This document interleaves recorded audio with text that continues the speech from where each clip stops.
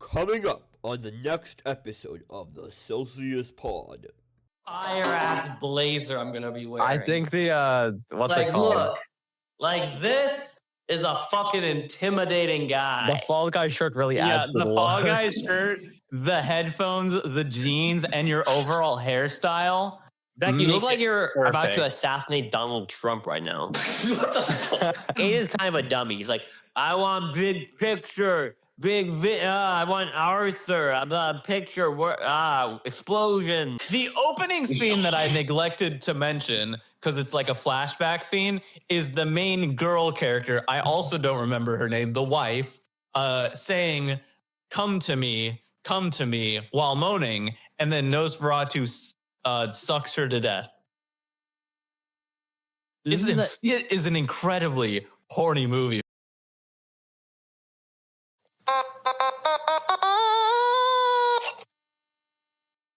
Guys, 108.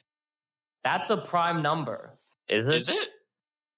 Do you know prime numbers, Beck? I don't Are you think good it's at a prime math? number. What is 108 In fact, divisible it's by? not a prime number because it's a divisible by 2. It's also divisible by 3? Agree to disagree. This But guy might be now- stupid. Now we're into the episode, and it's the big And Uri's Christmas break. Not anymore. It's the big Christmas break episode. So we've watched a lot of stuff, and by a lot of Yes, we stuff, have. I mean like 3 films a person. Guys, I do want to know when we're on break, we watch less films than when we have finals. It's weird. I don't know how that works. Because there's less films to watch. True. Anyway, Yeah. I do want to tell a Christmas story that I didn't tell the other day. Aiden was a little elf, and then he went up to Santa and say, I want to be you when I grow up. And That's then not it. Santa said, That is the "Go plot of s-" Red One. And then he says, go into the bedroom. And then So Aiden's a cuck for you did Santa and not Mrs. say Claus. that. Talking about this. It's 49 degrees in Palo Alto. But here's the story. So for Christmas, I did ask my mom for something in particular, and she did get it for me. It was this 2-foot Paul Rudd cardboard cutout. Very cool. He came yesterday. He came? What? Not He yesterday. did Saturday. what? He did what yesterday? So now we have this, and it's added to my. Here, let me start the movie. It's added to the Paul Rudd shrine, which is very cool. Also, I got a projector, so now we can watch movies up on the big screen over there. Oh, I also have a Yeah. projector. So that's really cool. But I got this Paul Rudd cardboard cutout, which is very cool. And then I was talking to my friend who works at the farmer's market outside of where I work. And You have friends? I do have friends. And she asked me how my Christmas was. And I said, look at this Paul Rudd shrine that I have. And she said, why do you have a Paul Rudd shrine? Can I call you a slur? So obviously, I'm doing quite well. Yeah. He did quite well for himself. So Yeah. So as you see, the Paul Rudd cardboard cutout is bringing me lots of joy and happiness, and everyone seems to like it. But why do you have the Paul Rudd shrine? Is this some kind of resolution you have for the new year? Well, I've had the Paul Rudd shrine for quite a while, Beck. Okay, but this time you're gonna Yeah. binge all the movies. On January 1st, I will start it by watching Clueless. And just like he said he would watch Avatar, he'll never complete it. Yeah, but that's different because does He Avatar actually have Paul wants Rudd? to watch Clueless. Does Avatar have Paul Rudd, Beck? that Clueless is actually good. Well, I mean, he liked Clue, so I think he'll like Clue less. That might be true. But Clueless also has hot women in it. Beck, was that a pipe you were smoking? Yes. Do Bro, you guys want to know what it's a reference to? Is it Solving Crimes? It's a reference to my Celsius Oscar film. Nice. That's So awesome. let's Reminder give that our all of you guys need to recap. send me your Celsius Oscar films before the day so I can Yeah, review we it will early. send them the day before. And guys, you're Okay. also going to have to make a trailer and a poster. That's true. Oh yeah. I have an idea for 4 posters. That's good. So Yeah. But let's Yeah. talk about our Celsius Oscar films for a little. all right. Sorry, I'm just entranced by that Let coat me- Nikola's wearing. Nikola, what is that coat? I think you should have watched the last couple episodes to find out. Yeah. Yeah. You should watch all of them to figure out exactly which episode it's from. So guys, as the Quentin Tarantino of Celsius Pod, I've made a very The serious Push Schleicher of Celsius Pod. I made a very serious guys. My film is a lot of long takes, and everybody loves long takes, right?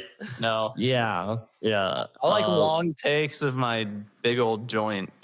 Yeah, I don't know. That's a lie. I feel like the movie I've been making, it's very interesting because like the actor, there's only one character in this movie and it's me. And so it's really interesting to see how they into the headspace of this actor. And so I'm taking something I've learned from my acting class that I was in, and I sort of created a thing before you do a monologue. You have to create a launch for the character, which is just sort of getting to the headspace of the character before you actually say the words, because So you don't became a raging alcoholic and depressed man. Well, that's not really the character. I think. Wait, you wrote a character that wasn't a depressed alcoholic man? I can't believe that. That wasn't having That's sex out of intercourse character. with the doorknob? But it's sort of just like a quick, could be a 20-second thing or a 10-second thing that you can just sort of feel what the character is thinking, like just what could get you in the right headspace of the character, and which it allows you to get into the character before you actually say the monologue. So basically, you slam a shot or you do like heroin every time before. Yeah. No, it was sort of just like my character doesn't really talk a lot. He's more of a grumbler. And that's the only character we follow. Yeah. Great. Well, great. It's gonna be a 10 out of 10 movie. All right. So I know. excited. Aiden, Yeah. let's hear how's So- yours going. So I do have to unfortunately shift directions because I'm bad at time management. So we've established. We've established. It's So just so unfortunate because your movie sounded great. well, it will still be made. This will be the summer project. This will be my episode 100. P2. This will be Don't P2, considering we But you didn't guys never finished see Don't it all. P1, did you? That's a great point. We don't talk about that. It will But- come out next summer, probably. Hopefully. never So, coming but out, I did guys. have way too many ideas that could feasibly fit together, but not feasibly be filmed in this amount of time. And I don't know. So I'm changing ideas to something else that will be good and will be perfect for making YouTube shorts out of. Moki sounds like Optimize. like a skill issue. He's gonna make basically Family Guy funny moments. Actually, that would be really good. It would be very good. All right, now that we've got to the lame. I'm not pleasing myself. I'm pleasing Nikola. Pause. Whoa, that sounds really weird. Keep in mind, I'm a minor. Oh no, not again. Guys, speaking of again? optimizing for YouTube Shorts, Jimmy Carter is dead? What? How did that happen? Guys, as we how know, Jimmy long- Carter's Guys, a did goat. Beck Lyons How kill long do Jimmy you have Carter? to wait until like after you die before you can run for president again? Is it 35 years? I think you can just run. You could just After run you after die? you die. Once they discover the Necronomicon. Well, no, but like as a ghost, can he run right now? Yeah, Probably. that's what you need the Necronomicon Could for. technically. You don't need the Necronomicon for that's not I even mean, Necronomicon. I don't think they say any. I don't think in the rules you can't vote for a dead guy. I don't know how he would like. It's like how a dog that's not in the rules that a dog can't play basketball. Like, isn't like the only rules above 35, and that's it, right? And I think you White have ma- I think you have to be a man. You have to be a man. I think white is optional. Optional. Yeah. Guys, he fits all these categories. He can guys, still run. recommended. But we have a perfect fighter for Jake Paul now that he's dead. True. Yeah. All right, but now we've gone through the lame-o Celsius short films. Let's get to the best one. Now, Back to mine. I Oh, went on a quest. Now, I know from my on a last quest. film, Wait, hold it on. was Quest? me playing 4 separate characters. But Wait, guys, holy shit. Is it going to be Wandersea live action? this time I'm playing 4 separate characters, but they have costumes. So first, I'm going to show one prop from each person. First, we have Lily Flair. with these flowers. That perfectly cover your face. Yeah. That's Next, cool. we have Jonathan, and he will be wearing Star? these glasses. Oh, wait, Beck, can you send me a link to where you got those? Because I'm looking for those exact glasses. I just quite find them on literally got them Amazon. from Didums. You can also find them on Amazon. Just search steampunk glasses and they'll come up with steampunk goggles. I quite literally need those exact glasses for what I want to do. And then we have Romuald, who will be wearing Romuald? a red headband. Is that a name? Ronald? They're fantasy characters, okay? This Yeah, guy kind a of sucks fantasy at making character, it's like- characters. Beck. And then we have Vec. Yeah. And then finally, we will have Stallone. And Stallone What are these will be names? wearing these glasses. Yeah, Beck, these aren't real names, I think. You know, I think all names are made up, Aiden. Okay, guess but what? like that's different. Beck, you actually look really smart with these glasses on. I think know. Yeah, and but you should look, wear it's it gonna be 24/7. And watch this. it's the gun show. I got a fucking fire ass blazer I'm gonna be wearing. I think the what's like it called? look, like this is a fucking intimidating guy. The Fall Guy shirt really Yeah, adds to the the Fall look. Guy shirt, the headphones, the jeans, and your overall hairstyle. Beck, you look make like it you're about to perfect. assassinate Donald Trump right now. What the fuck?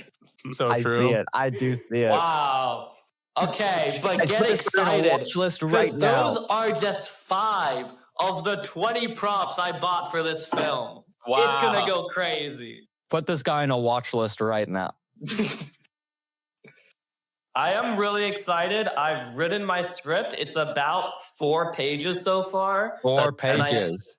It's definitely big for short optimization, and also just like Uri was saying, for him, he gets into the character's mind before acting. I go into the character's mind and I just imagine a random conversation. That's how I write dialogue. Beck, are So all your basically, the characters just dialogue's the going to be same awful in character? this film. No, we have Lily Flair, Rommel, Jonathan, and Stallone. But you So what you're saying is that this is going to be they're the gonna act worst. so differently. So what you're Yeah. saying is that's going to be the worst written film I've ever watched. He's gonna love it. Let me say, I have a couple of references in there that he's gonna love. I'm going to be as impartial as possible, so I'm Are they making a gonna good be- movie. He's gonna be as impartial as possible. Wow. Yeah, like how he was impartial last year. I was impartial last year. You made I a mean, you bad was. film, Beck. Like you So- made a bad film. Many people have seen the Murder of Al Ulbrickson and layered praise on it. I They like. say it was a landmark achievement in 3D animation, on par with the invention of color. That rotoscoped red will always haunt my memories. I could never leave it.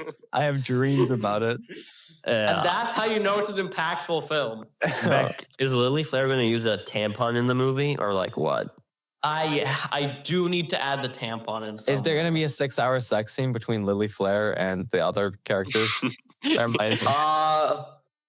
Maybe. It might be the post-credit scene. And then how are you going to introduce the final component? What's the final component? Lean. Well, how are you gonna mix the lean? Oh, I have a fire lean idea. All right. Have We'll you get filmed into the what- lean yet? Have any of you guys filmed the lean yet or no? I filmed the lean. need Dayquil. So if any of you guys have an empty bottle of Dayquil, please give it to me. Dayquil? You can just go get it.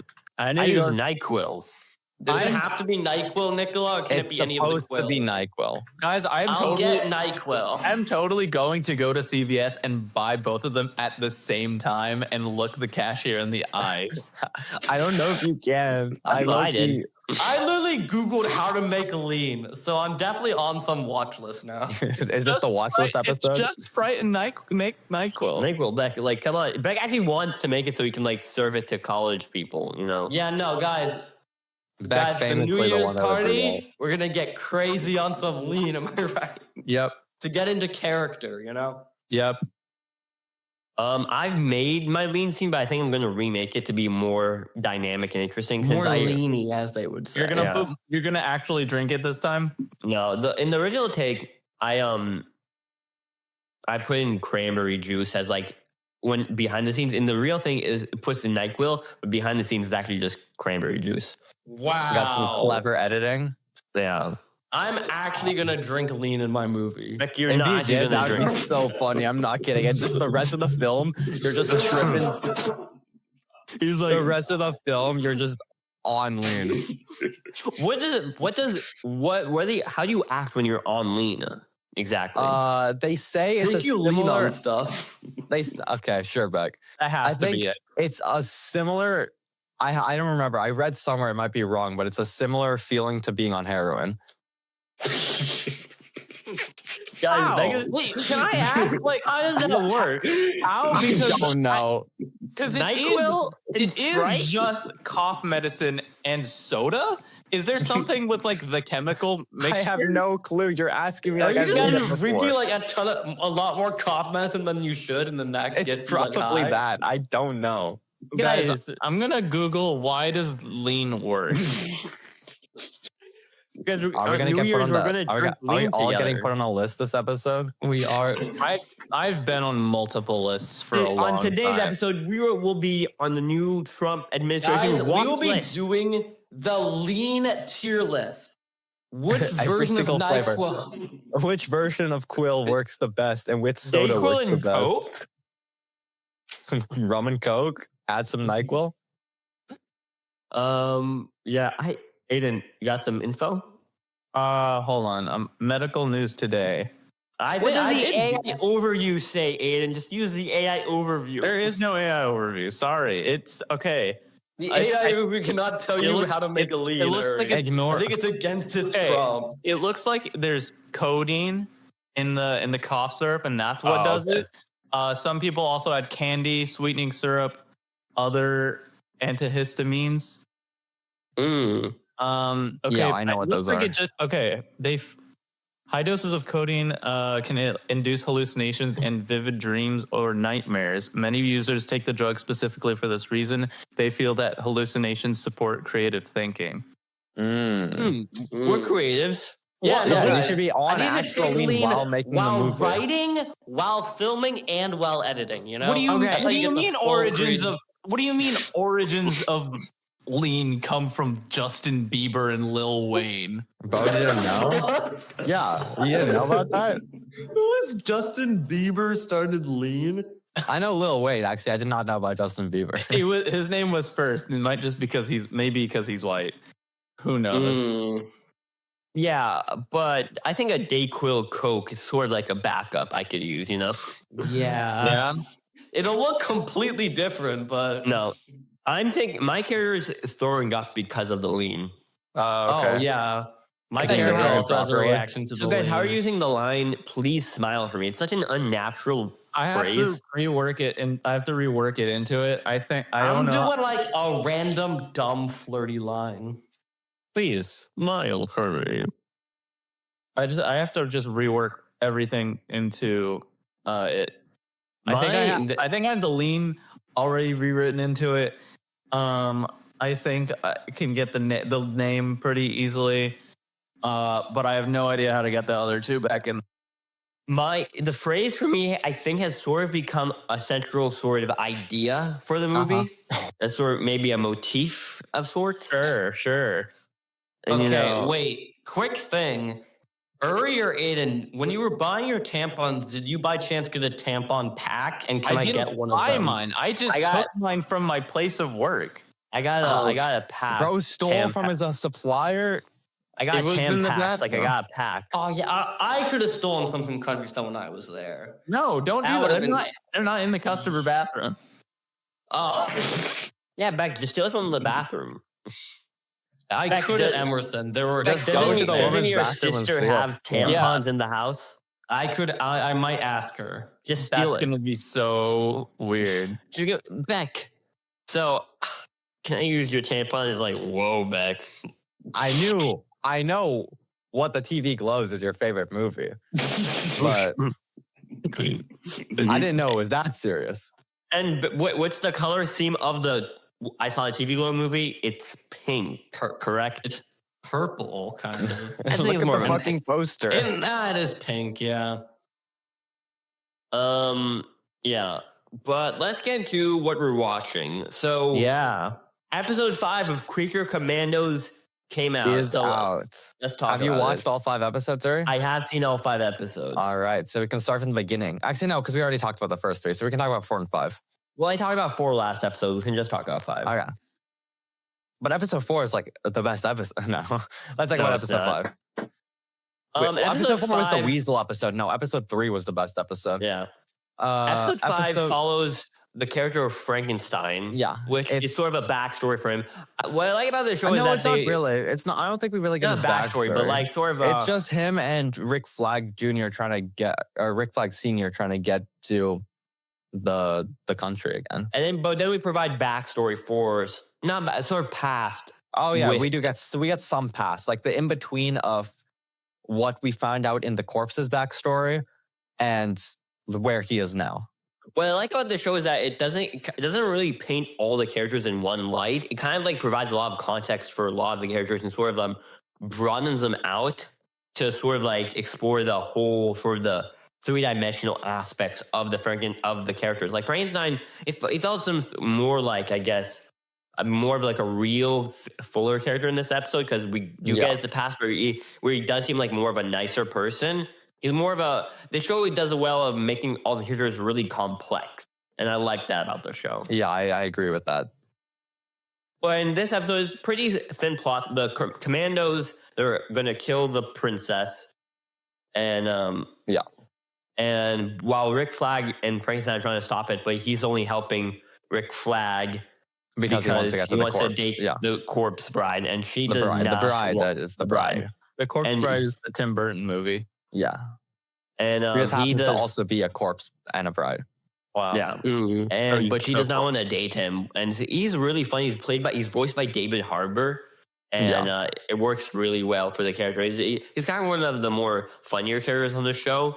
Yeah, Essentially, a professor who told Amanda Waller to get the Commandos to kill the princess. It turns out she was actually taken by morph- Clayface. by Clayface, Aiden. And it's the same. The guy who voices Clayface in the show voices Clayface in Harley Quinn. Oh, is Oh, it? that's cool. So and it he Does he also play in a voices- comedic way? No, he this one's fucking a dies. Well, he's going to be in more in the show, so he's not. Yeah, I don't he think probably he's isn't like. actually dead, but he does get low-key electrocuted. That's Yeah. That's cool that they have him though. Yeah, and so he So also does it- voices Doctor Phosphorus in the show too. So does it do you think it's just more of like a convenience kind of humor thing, or I is think it is a convenience type of thing. rather 'cause- than a tying together the show thing? Because he was Yeah. already voicing a different character on the show. Yeah, And so it just makes sense to like, and this is not like it's a darker one. And Yeah. presumably, I don't know if they're going to use this Clayface because, James Gunn did say he wants the animated continuity and the live action continuity to be one of the same. So Yeah. if they appear in appear like the voiced by the character in the animated show, it's going to be live action. But for I don't know if they're going to use this Clayface for the Clayface movie. They're definitely, They want to use a younger actor for Clayface. And so I don't know if this is going to be a DCU Clayface movie or or an Elseworlds Clayface movie. My bet is probably going to be Elseworlds. So they want to have the director have more of a creative tone on this Clayface. But we'll have to see how that pans out because that's not for till 2026. So we're getting more details as that comes out. But essentially, it's Clayface probably works for the Themyscira villain person, I assume, because he took over the professor of Themyscira person's body and he morphed into her. And then they have a fight and Clayface, they electrocuted Clayface, but he's definitely going to be in more of the show, I presume. And so that's where they kind of leave it off. And no, we forgot about the fact that Rick Flag Sr. is fucking dead. I feel like they're probably gonna they're gonna kill off. I mean, Rick I Flag. doubt it, but there's also the chance that they do just fucking kill him. That would be a really cool move to kill off the main character. Kill off the main guy. Yeah. How many Well, more I could- episodes are there? There's 2 more. Episode I 5, think. so there's 2 more. Yeah, Okay. No. Yeah, it's How many possible to episodes? kill It's I think it's only three- 7. Is it only 7? Let me see. It might be 7, but Creature, Commandos. But obviously it's a really good sort of first version. No, there's into only this going to be 6 DC. episodes. Only 6? Maybe. Anyway, so it's 6. It's in that area, and it's a really no, good. there's only going to be 7 episodes. You're right. So there's only 2 episodes left. And it's a really good first appearance into this new universe. It is adult animated, so they do say fucking and stuff. They say And there's fuck in the blood. show? They do say fuck. Really? What And the- there's blood. I don't want to watch the show anymore if they say fuck. Exactly. What the hell? You can't do that. Yeah, but it's a pretty solid show, and the characters they're not outstandingly amazing characters. I would say there's no characters I'm really interested in, but all the cast is pretty solid. I'm gonna say, Yeah. the characters.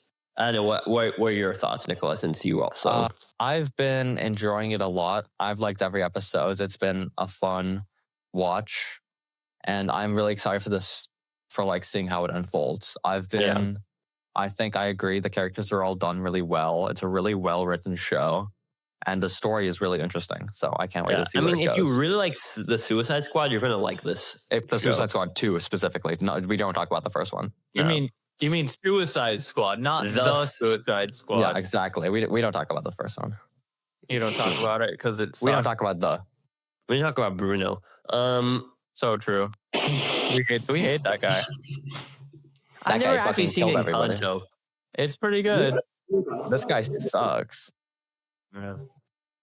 But no, it's a really solid show. But let's talk about the other show, Squid Game Season 2. Squid Game Season 2. I watched all of Season 2. I watched all of it too. Yeah. I watched it over a few days. 'Cause- Nikola, I don't get it because you will all of a sudden decide to randomly pop off on binging every monster movie, and then also you'd be like, guys, I couldn't watch one episode of this show because I was too busy this week. It would It's just randomly directly go from, related to how bored I am. Yeah. So this week, Beck, you know what else he was doing this week? Yeah. He needed to watch all of Squid Game. Yeah. I have been so fucking bored this week because I finished Ultra Kill.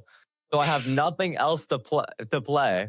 And my other options aren't good. So What do you mean your other options aren't good, Nikola? You had I great mean, options. my other options aren't great. So I'm like, okay, I can just watch something. And the only thing I had to watch was Squid Game. So I binge watched Squid Game. And then after one episode, I'm like, okay, these guys still aren't online and they're still not going to play games with me. So next episode it is. And I I would watched it keep over a watching few until I'm done. days. I watched it over a few days because I really wanted to take in each episode and sort of because honestly, I forgot how good this show was. Season 1 was so long ago, 3 years ago now. Yeah. And I feel like because of how long ago it was, it can't really be a cash grab because it's been too long for it to be a cash grab. I think Yeah. it definitely is a cash grab. I don't It's think it also is. too good. So much marketing. It's But the too thing is- good to be a cash But the thing grab. is, it was the most popular show on Netflix. And so I could see why true. Beck says it is sort of a cash grab, but I would see the No, creator I think didn't want to it's too tell good to be a cash grab. It's a good too show. long of a story. Yeah, I mean, that's also another point to it. So it's it I'm was so saying- but good. I feel like It's- a bad or a good show can still be a cash grab. I mean, I don't that's know true. because I I feel like agree with that. because the way season 1 left off, if you don't have the last maybe scene of season 1, then the show could have just be a mini series. But you had the Yeah. last cliffhanger scene where Yeah. he did because I feel like if he just went on the plane, you can end the show there. Capitalism wins at the end of the day, and that's sort Yeah. of the theme of the show. But he decided not to go on the plane, leaving it open for this idea of a season 2. Yeah. But And he so, was yeah. actually going to have season 2 and be 10 episodes. Yeah. And those last 3 episodes, he thought that would be too much for one season of television. So he turned those last 3 episodes into season 3. 10 episodes, so many episodes. I in a know, it's season. insane. It's so much. I understand. hate episode. That's so. But the season was really good. It was a it's- solid fucking season. It's really interesting seeing. So basically, we want the main guy. I'm not even gonna try to pronounce his name. Because we are not Korean. It was like all these names sounded. Wait, you're not Korean? I thought you were. Bro, has Really? he been lying to us this entire I time? swear Uri No. one time said that he was Korean. Am I Guys, wrong? we should all do a DNA I literally test at some think, point for the podcast. It was like during like episode 15. Right? He literally said, and I quote, Roll the tapes. I'm Roll the Korean. tape, guys. He said, and I quote, I am Korean. That was the whole thing. I'm gonna say this because guys, the names are so hard to keep track of. All right, Like, I'm just gonna call everybody by their fucking player numbers. So player 456, and then our guy, The our winner of goat. last season. he's still 456. Yes, he's still 456. 456. It's really funny. So basically, the first 2 episodes is him just trying to find the creators of the game, and the way he's trying to do this, he's trying to find the original salesman, the guy that he played the slappy, the game where you throw the Gotcha. paper. Yeah. Gotcha.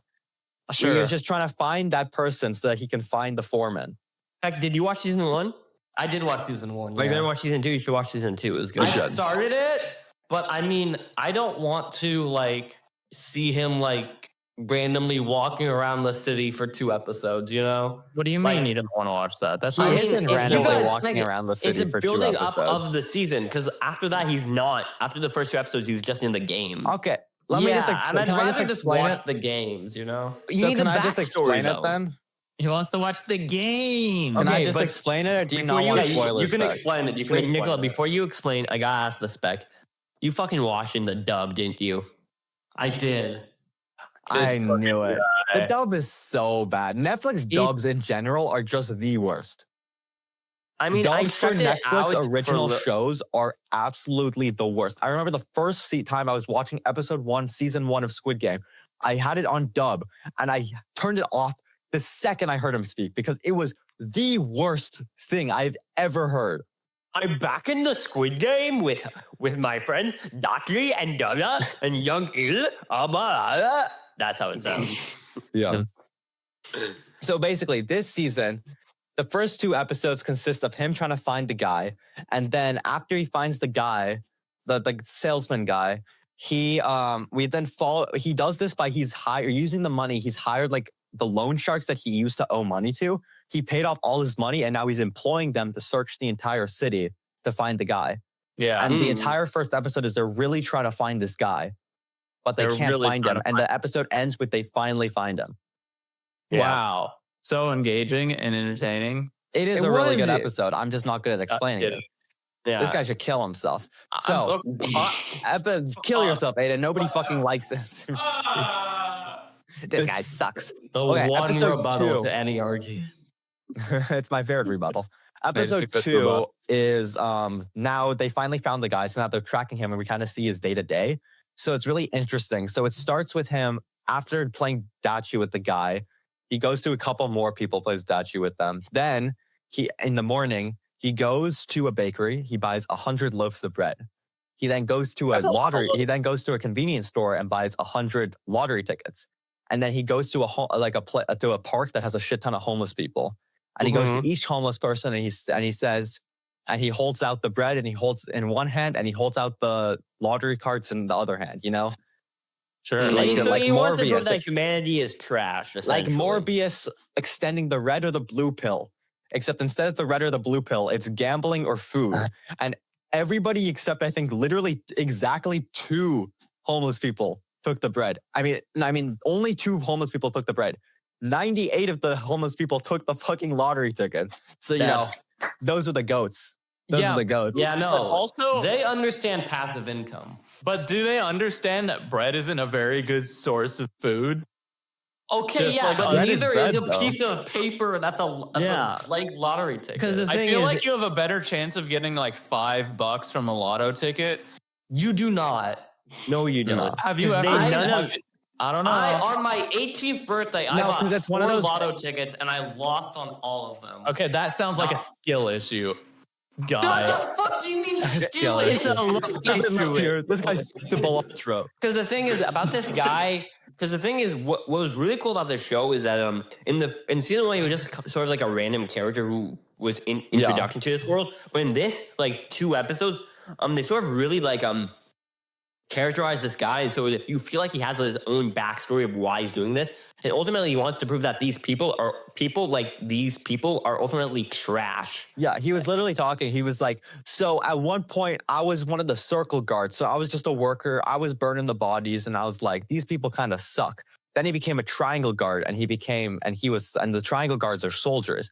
So he was a soldier and he was like, you know what? Now I can finally prove that these people are trash. And at one point in the games, his father was one of the contestants and he shot his father in the head. No. Holy And he shit. was, because he's like, my father is like, now I can say like my father was trash. And it's funny because in that sentence, he puts so little emphasis on that. He like completely brushes over that. Like that was not, when in that sentence how he was talking about how people were trash, he just mentions how he shot his dad in the face, like as an afterthought. Like he had no That's kinda emphasis on cool. that in the sentence. Because now I want to really bring in detail. I think probably one of my favorite scenes of this season, where essentially, he finally when he loses Jihan, our main character, 456, he loses the guy because they're trying to track it down, but he loses them. No, But first then- let's talk about what happened is that the 2 guys he had chasing them eventually ended up trying to approach him. But apparently the salesman is fucking good at martial arts or some shit because he beats the shit out of them, drags them into his apartment, and then forces them to play rock, paper, scissors -1 plus Russian roulette. Yeah. And then he essentially makes badass. essentially he gets to where one of them loses and he kills that person in the head. No, but you have And- to understand how they lost is that they were playing against each other. It was the boss and like the second in command. And the boss was literally like they were like brothers to each other. Like the boss officiated the other guy's wedding. And in the final move, the guy who the second in command lost, like would have lost, but the boss like purposefully got himself disqualified by not taking a hand back so that he would die and save the other guy. And then he like kidnaps the guy and chains him, ties him to a bed. And also we gotta bring up this character in the show, where in the end of last season, seemingly he died by getting shot off a cliff. The guy, the masked man's brother, who was the detective, and because people are calling this, even after season 1 ended, that this guy is totally going to come back in season 2, and he survives. He just got a shot in his shoulder. After, you know what? I was so suspicious of the fucking boat card from the beginning because not from the beginning, but like there was like after like the first sign that he was like on the bad side, like he was working for the Squid Games. There's a boat guy who saved the detective, and now since in these past 2 years since the games. Jihan's games ended, he's been trying to find this island again. Yeah, because I was like, he's been searching for 2 years and he never found it. But also this boat guy just can't remember where he picked this guy up. And he also just happened to be in the area to pick him up when he died, or when he got shot. But even after that, he can't remember where he picked him up. Yeah. Even if he floated away, there's no way. The guy was very suspicious. But anyway, and so he's also been trying to find, after he recognizes Jihan, would have been so much shorter if he would have just told main character guy that his brother was the foreman. The masked man, yeah. And so essentially, but I want to get back to, I really want to talk about this scene. I found it so, I think it was one of the ideologies. the best dialogue scene in the show, I think, because I just love the way this scene sort of unfolded, where essentially the guy the recruiter guy, he comes to Jihan's apartment and they're like, let's play a game.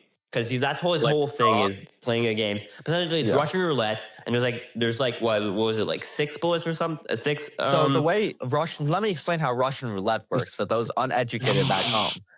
Essentially, you take a revolver because it's a common game. This guy doesn't know how to play Russian roulette. Because you're really good at it. I have never lost at Russian roulette in my life. Yeah, I haven't either. 5 out of 6 people say Russian roulette is a great game.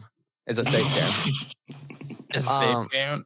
I still don't think that's true. Even if you take so basically the way the game works is you take a revolver, you put a single bullet in the chamber, or I guess in the cylinder, and you spin it so that it randomly lands somewhere. Then what you do is you take turns, and you put the gun to your head, and you pull the trigger, and you hope that it wasn't in the chamber. But then what you're supposed to do is then respin the cylinder every time so that the odds reset to 1 out of 6. Yeah. Because otherwise it would keep spinning and get closer to the stuff, and the odds would go down each time.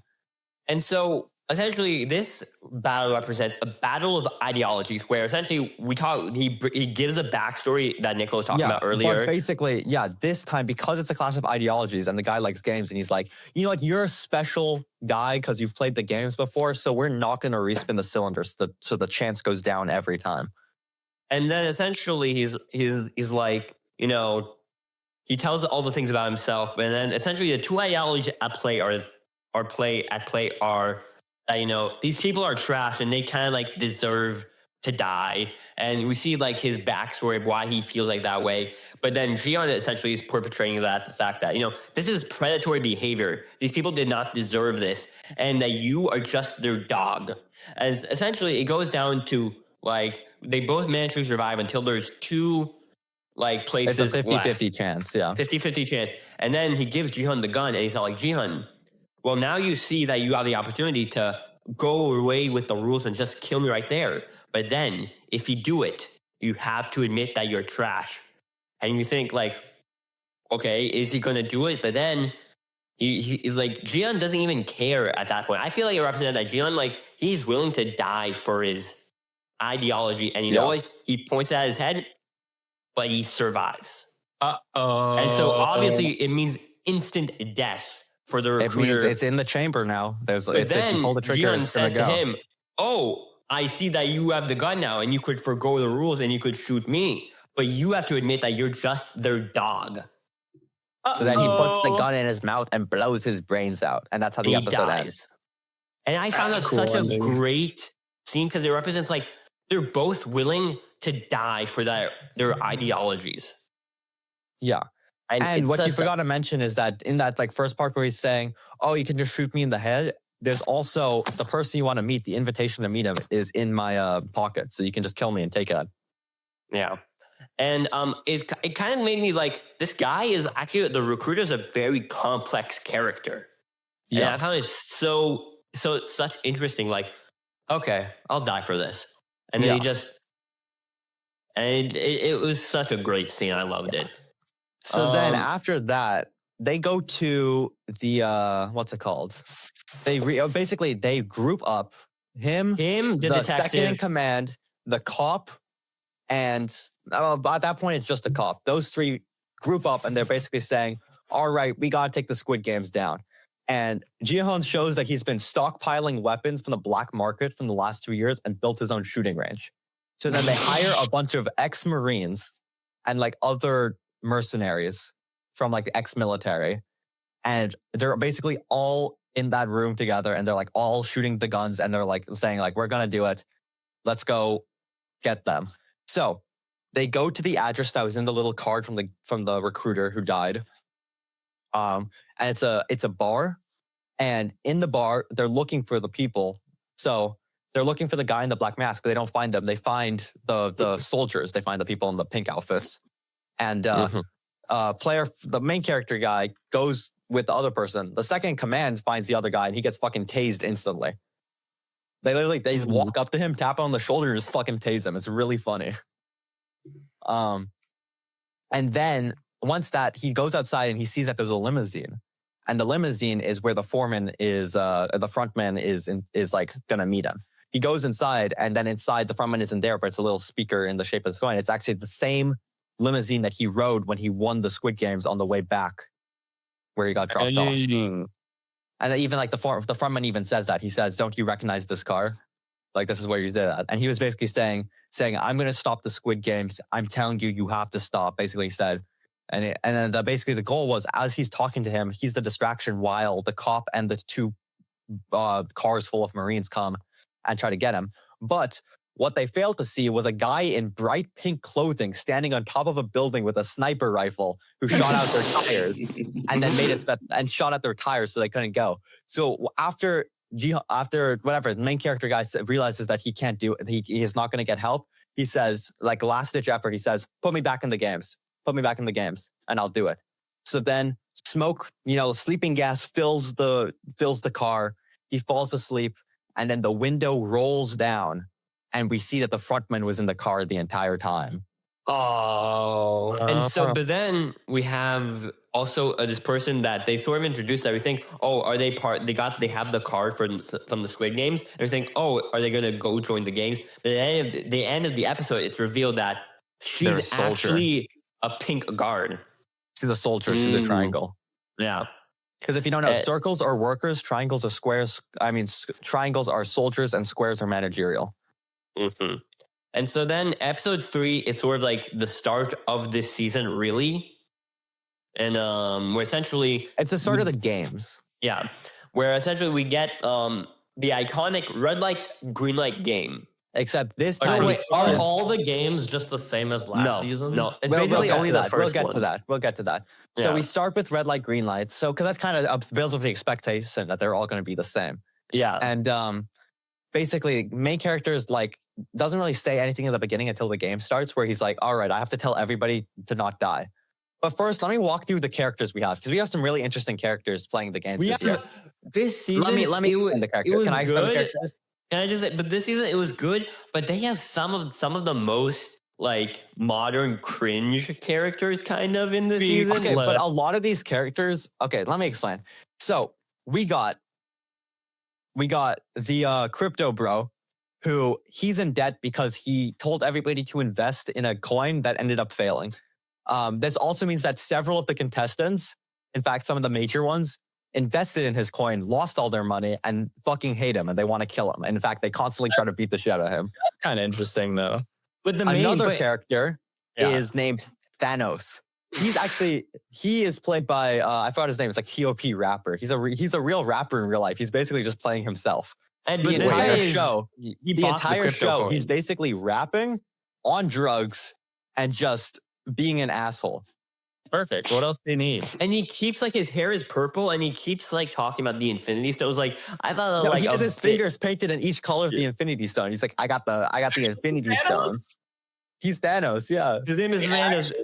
His name is Thanos in the show. That's his name as a rapper. And he's one of the villains of this season. And because the way the first kill happens is that he's trying to rizz up the AVG, and I'm not even kidding. That's literally. Aren't they all that though? Bro doesn't know what an AVG is.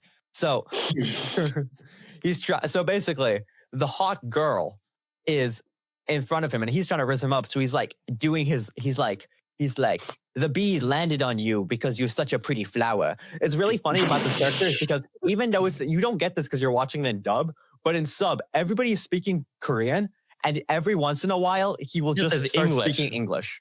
Yeah. I love random English. It's so good. It's so good because he's rapping. So he's like, this shit. So he's speaking Korean, and I don't remember the subtitles are this shit is some new drug. This shit's some new drug. So he's speaking Korean, and he's blah blah blah blah blah. Fucking yeah. It's so good. It's actually one of the best characters in the season. It is, yeah. And then basically the girl gets the bee on her. She freaks out, and then she's like, "Oops, I moved," and she gets shot in the head. That's good. Over a bee? Yeah, because if you move back. And then I know, but that's so fucking stupid. And then this made it I would also freak out even if I was being and held that's why all the people and that's when the people start realizing, oh shit, this guy who's screaming for everybody to not move for red light, green light because it's life or death wasn't lying to us. Even then though, a third of the people. Yeah, because people were like, we don't know who the hell you are. How the hell do we know that you're telling the truth? Why would we this guy's probably crazy. So the thing is, he was trying to, because he had a secret plan beforehand. His plan was basically try to get everybody to survive till the end and then tell him the tooth end part. The games. The tooth. Yeah. Oh, I forgot. So part of a secondary plan was that he got a dental implant that was a tracker. And he had it in his molar. And he And so thought the- he still had it, but it turned out that the Squid Game people actually took it out and gave it to somebody, and they put it in the bait. So they got And then so they- the people, the Marines, and all the people in the boats got led to a random island. That'll Yeah, come later. and- We'll talk about the Marine subplot and the soldier subplot later. Let's Yeah. just talk about the main subplot. Yeah. So And so, but then they do a dolly zoom in on him. And he's like, and in his head he says, "I'm fucked," yeah, because he realizes they took it out. Yeah. so There's a but lot then of zoom in dollies to him yeah. to realize him being fucked in this show. I Yeah. think. But then there's some other stuff that happens, like, and the end, like this, I think mostly what happens is then for the rest of the red light, green light, everybody listens to him and they go, like a third of the people after the first person got shot panicked and they all got shot. But like most of the majority, like 2/3, like listened to him and stayed still and followed him. But one person got shot in the hip, but they were still alive. So he ran out and saved him with the last 5 seconds remaining. And they got over the finish line. They saved him. And then one of the guards shot him. And The that's guard like, that shot him was actually the guard we found in episode 2. That's the person. That's because her storyline is basically she's like dirt poor. She works in an amusement, like an amusement park as like one of the characters.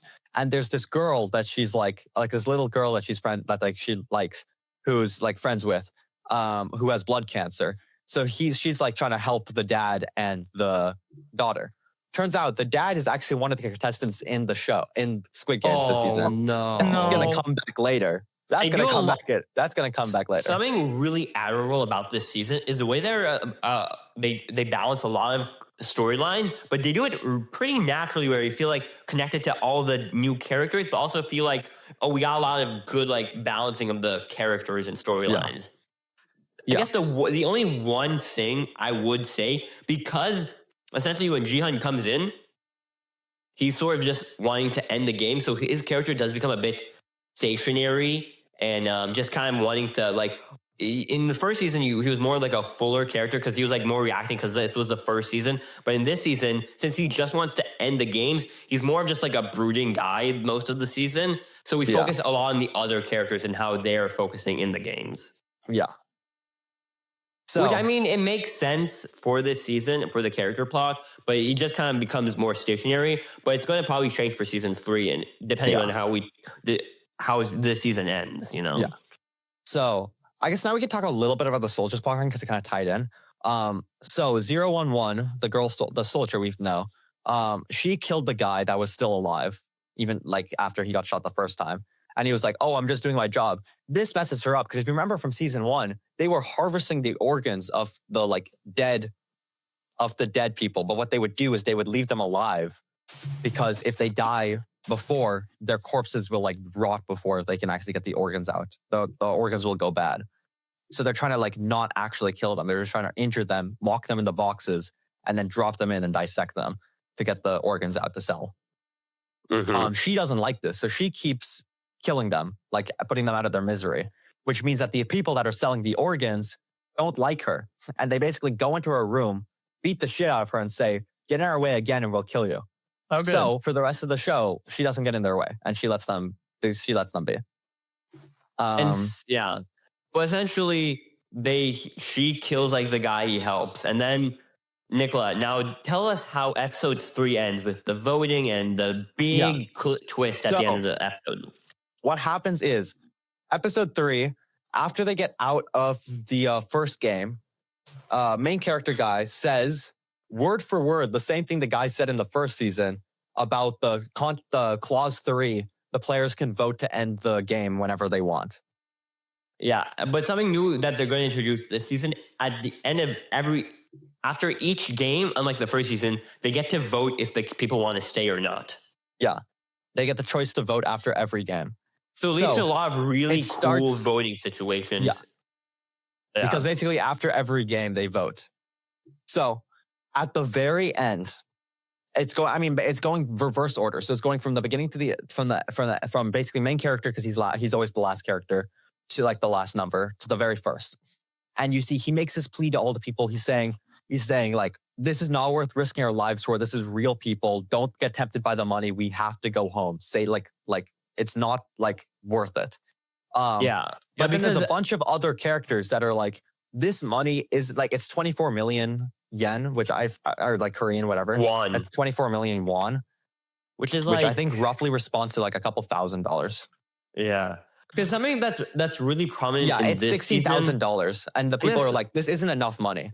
I mean, that's really prominent this season as well as last season. Is sort of the idea of these games corrupting people pretty easily. Because like we all know that human beings can be very greedy and very corruptible, and this is sort of the central motif of the show. I'm gonna say like people's corruption, because like people are willing to let people die. One of the main characters on the keep the games going is player 100. And he's basically like, he's the number one most debt. He has like, I think like literally like, what was it? Like 100 billion in debt or something like that. I don't think it was because he had the most. He had like an insane amount. And he was like, it was a lot. Oh, well, they wouldn't give you you wouldn't be able to get this much debt unless they thought you could pay it back. Yeah. So yeah. And his entire thing is he keeps trying to get the games going. And he's like really big into that. So he's like, his whole thing is one more game. Yeah. That's it's like, it's going to continue forever. Yeah. And because the thing is, and literally like one of the episodes, he's literally like, okay, so I think it's literally this episode is for the next game. He's like, all right, so you're because you've already won the game before, you actually can give us the advantage because you know how to win the next games. So why shouldn't we stay so we can get more money? But then he also says privately to just a smaller group of people, the money doesn't go up unless people die, so we shouldn't help everybody. So he's an asshole.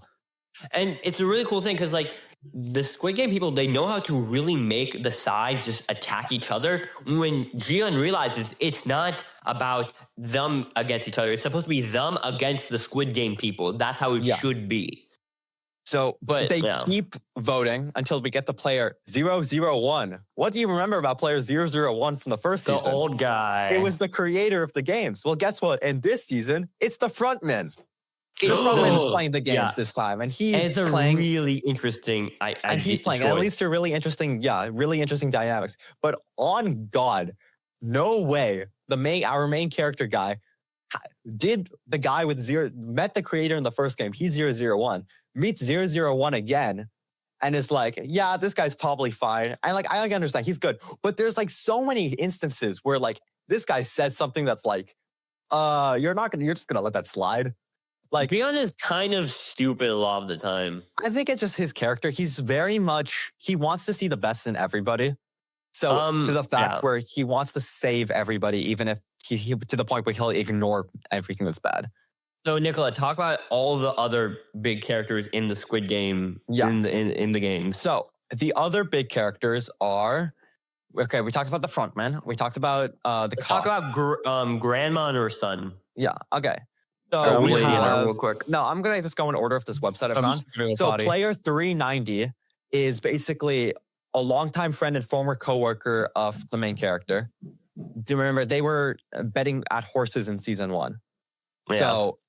So they're teamed up to. Oh, okay, they left, but it's fine. It's just for us. It's for the viewers. It's for the viewers. They're like teammates, so they are basically teamed up the entire time. Yeah, and next then we got player the other Marine. He's a Marine. Player 333 is the cryptocurrency guy. Player 222 is actually the ex-girlfriend of the crypto guy, who's pregnant, and she's pregnant with his kid. Yeah. So that's an interesting dynamic. Next player 388 is also ex-Marine, so he's also part of the main part of the main group. Player 120 is the transgender woman, which is funny because she ends up becoming like basically best friends with the transphobic grandma, and the grandma learns to no longer become transphobic over the course of the season. Yeah, I mean it's very much a modern like storyline they try to like put in, but I don't feel like they're over the character's goated though. Once you get to episode 7, I'm gonna single out 3 characters that are the goats of that episode. Absolute goats. So you hear it's a goat. Next would be Thanos. Thanos player 230. He is a famous rapper, and he joined the game because he's deeply in debt because of the cryptocurrency. He's actually played by the real life rapper. His stage name is T.O.P. something like that. I don't actually know. Next character is Namgyu, player 124. He's friends with the cryptocurrency guy. Yeah. I don't remember why they become friends, but they just become friends. They were friends before. Were they? I think so. Then we have player 007 and player 149. That's the grandma, or that's the mom and the son. Yeah. And something that's really interesting. The mom isn't. When I say transphobic grandma, that's the mom. The mom is just old enough to be a grandma. What's really funny is that in the Squid Game like reality show, there is like a mom and son combo in the reality show. So I wonder if they used like that as inspiration for this season. Probably not, but I thought it's like really funny how they both in the real show and in the reality TV show they both have a mother-son combo. But yeah, Nikola has his food ready, so Nikola, continue. Sorry about that. My dinner arrived. Yeah. Okay. So next characters. Player 380 is that's the girl who's like Minsu. That was with Minsu the entire time. Yeah. She's just like an interesting. I mean, she isn't really a character. She mostly like works for Minsu's character. Yeah, she's more like an accessory for his character. Yeah, and then arc. Minsu is basically like a kind of really young character, and he's like he befriends Thanos because he sees like, oh, I'll be safe if I'm like with them because they're like the big bullies. And he kind of like, but then he kind of gets like peer pressured by them a lot. So like he like almost gets the girl killed because he got peer pressured by Thanos. But I'll get to that later when we keep talking about the games. Then the other character is player 246. He's the dad of the girl with blood cancer. So he's planning to get the money for that, and he'll come back later as well. Player 196 is the girl from the beginning. She's the first kill. Player 044 is the shaman, who is just constantly just like, oh my god, she's so annoying. She is so annoying, but like, come on, the character's low-key. I mean, she's basically emulating that one character from season 1, kind of. Yeah, but, I felt like it was a bit of a repeat in that None way. of the characters can low-key. None of the characters can. I mean, just the people from season 1. I feel like the people in the games from season 1 were so iconic.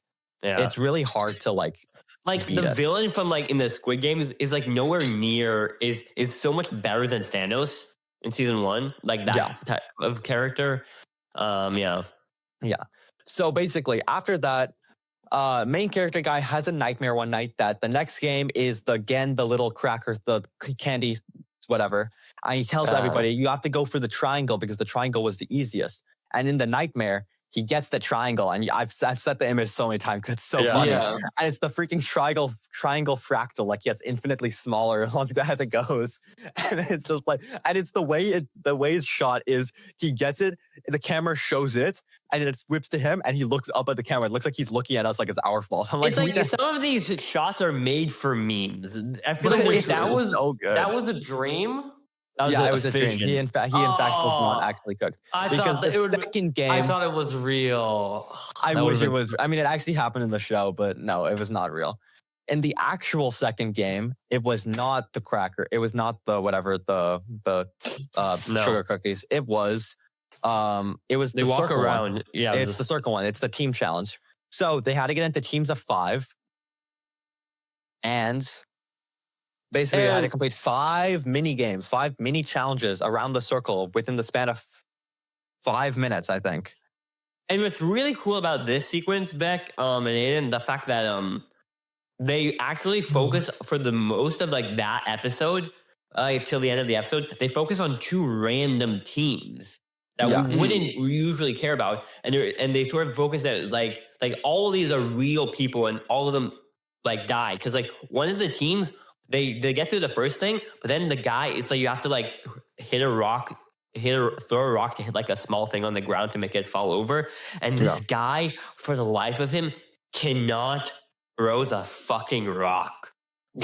And by the time they do, they have like 20 seconds left to do the rest of it. Where he pisses himself. I'm just saying, if we were that team, Beck would probably be that guy. You know, he would probably fuck us up. Yeah. But he finally does it, and they almost beat it, but they just couldn't beat it in time, so they all get shot.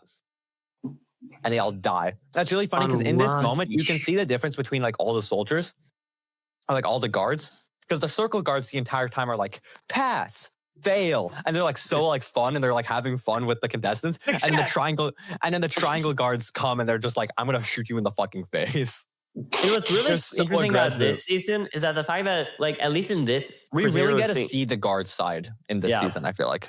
Yeah, and also particularly this season, like last season, you felt like everybody was more against each other last season, and you do get that later in the season. But at least in this first kind of Yeah, like it's second, a really interesting dynamic of how like the relationships all break down and how like it gets so polarized by the end, and it's like almost like you see it, you don't feel it, but by the end it's so polarized, and like you understand why it's polarized, but like you don't see it happen until it happens. because in this real second life. game, they're all really happy for each other that they're making for the people who survived. You know, they're all like they're cheering and stuff like that. Where in the arc it goes down. Where I feel like in season 1 they were like kind of against each other from the start. Yeah. But essentially it gets to that point where it ends at that. We focus on the trans woman, the grandma, the son, and like this other girl who's like very shy, the shy girl. yeah, the shy girl and the shaman. Yeah. And they all hate the shaman because the shaman was almost through the game for them, but the shaman eventually made it. Yeah. And then they did. But then finally we had our main group of guys, which was the guy, the main character, his friend, the other Marine, the player number 1, frontman, and the pregnant girl. Well, there's a pregnant girl. You missed that one? Oh yeah, you did miss that one. So remember the crypto bro? Well, the other contestant is his ex-girlfriend, and the baby is his. Oh fuck! So there's some a interesting. lot of interesting dynamics. There's some interesting. Yeah, there's some really interesting I would dynamics. say this show excels at dynamics. It's so good in dynamic.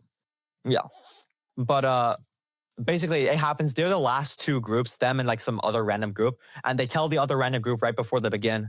We'll see you on the other side. Victory at all costs. You know, it's the Marine slogan. Victory at all costs. So that's their big thing. So they're doing that. They go around the circle. They lock in so hard. Breeze through the first challenge. Breeze through the second challenge. Breeze through the third challenge. Get to the 4th challenge. And the frontman sucks at his own fucking game. He could not tie the fucking top for the life of him. Top. Yeah, I like. But he finally did it. The frontman did it at the last second. And then they get the last one and they win. And just as they win, literally at the nick of time, they turn around and the other group gets shot in front of them because the other group did not do it in time. So I'm pretty sure that's how that episode ends. Yeah. Well, no, that's how they end on like I think the trans woman group first, and then that this is starting the new episode with their team. Because then they have the next vote. Yeah. Where because something really interesting. They really bring like more complexity to the front man this season. Like, because he's like, you see some really funny moments. I've been seeing clips of like moments when like the people are like where the main group is celebrating and the frontman, like the actor who plays the frontman, is like so excited, and it's like it's all captioned. The frontman forgot he's playing the frontman forgot he's supposed to be evil or something like that. Because like he's like genuinely so happy, and he's like, yeah, these games low key fun. Because my theory is that the fact that, you know, I'm still not sure what his full plan is. I think that's going to be more explored in the next season. Because we don't really get a full idea of what his plan is. But I think, like, obviously he was supposed to go undercover just the way the creator did in last season. I think he wanted to see. I think this was another test of morals because I think it feeds into the ending.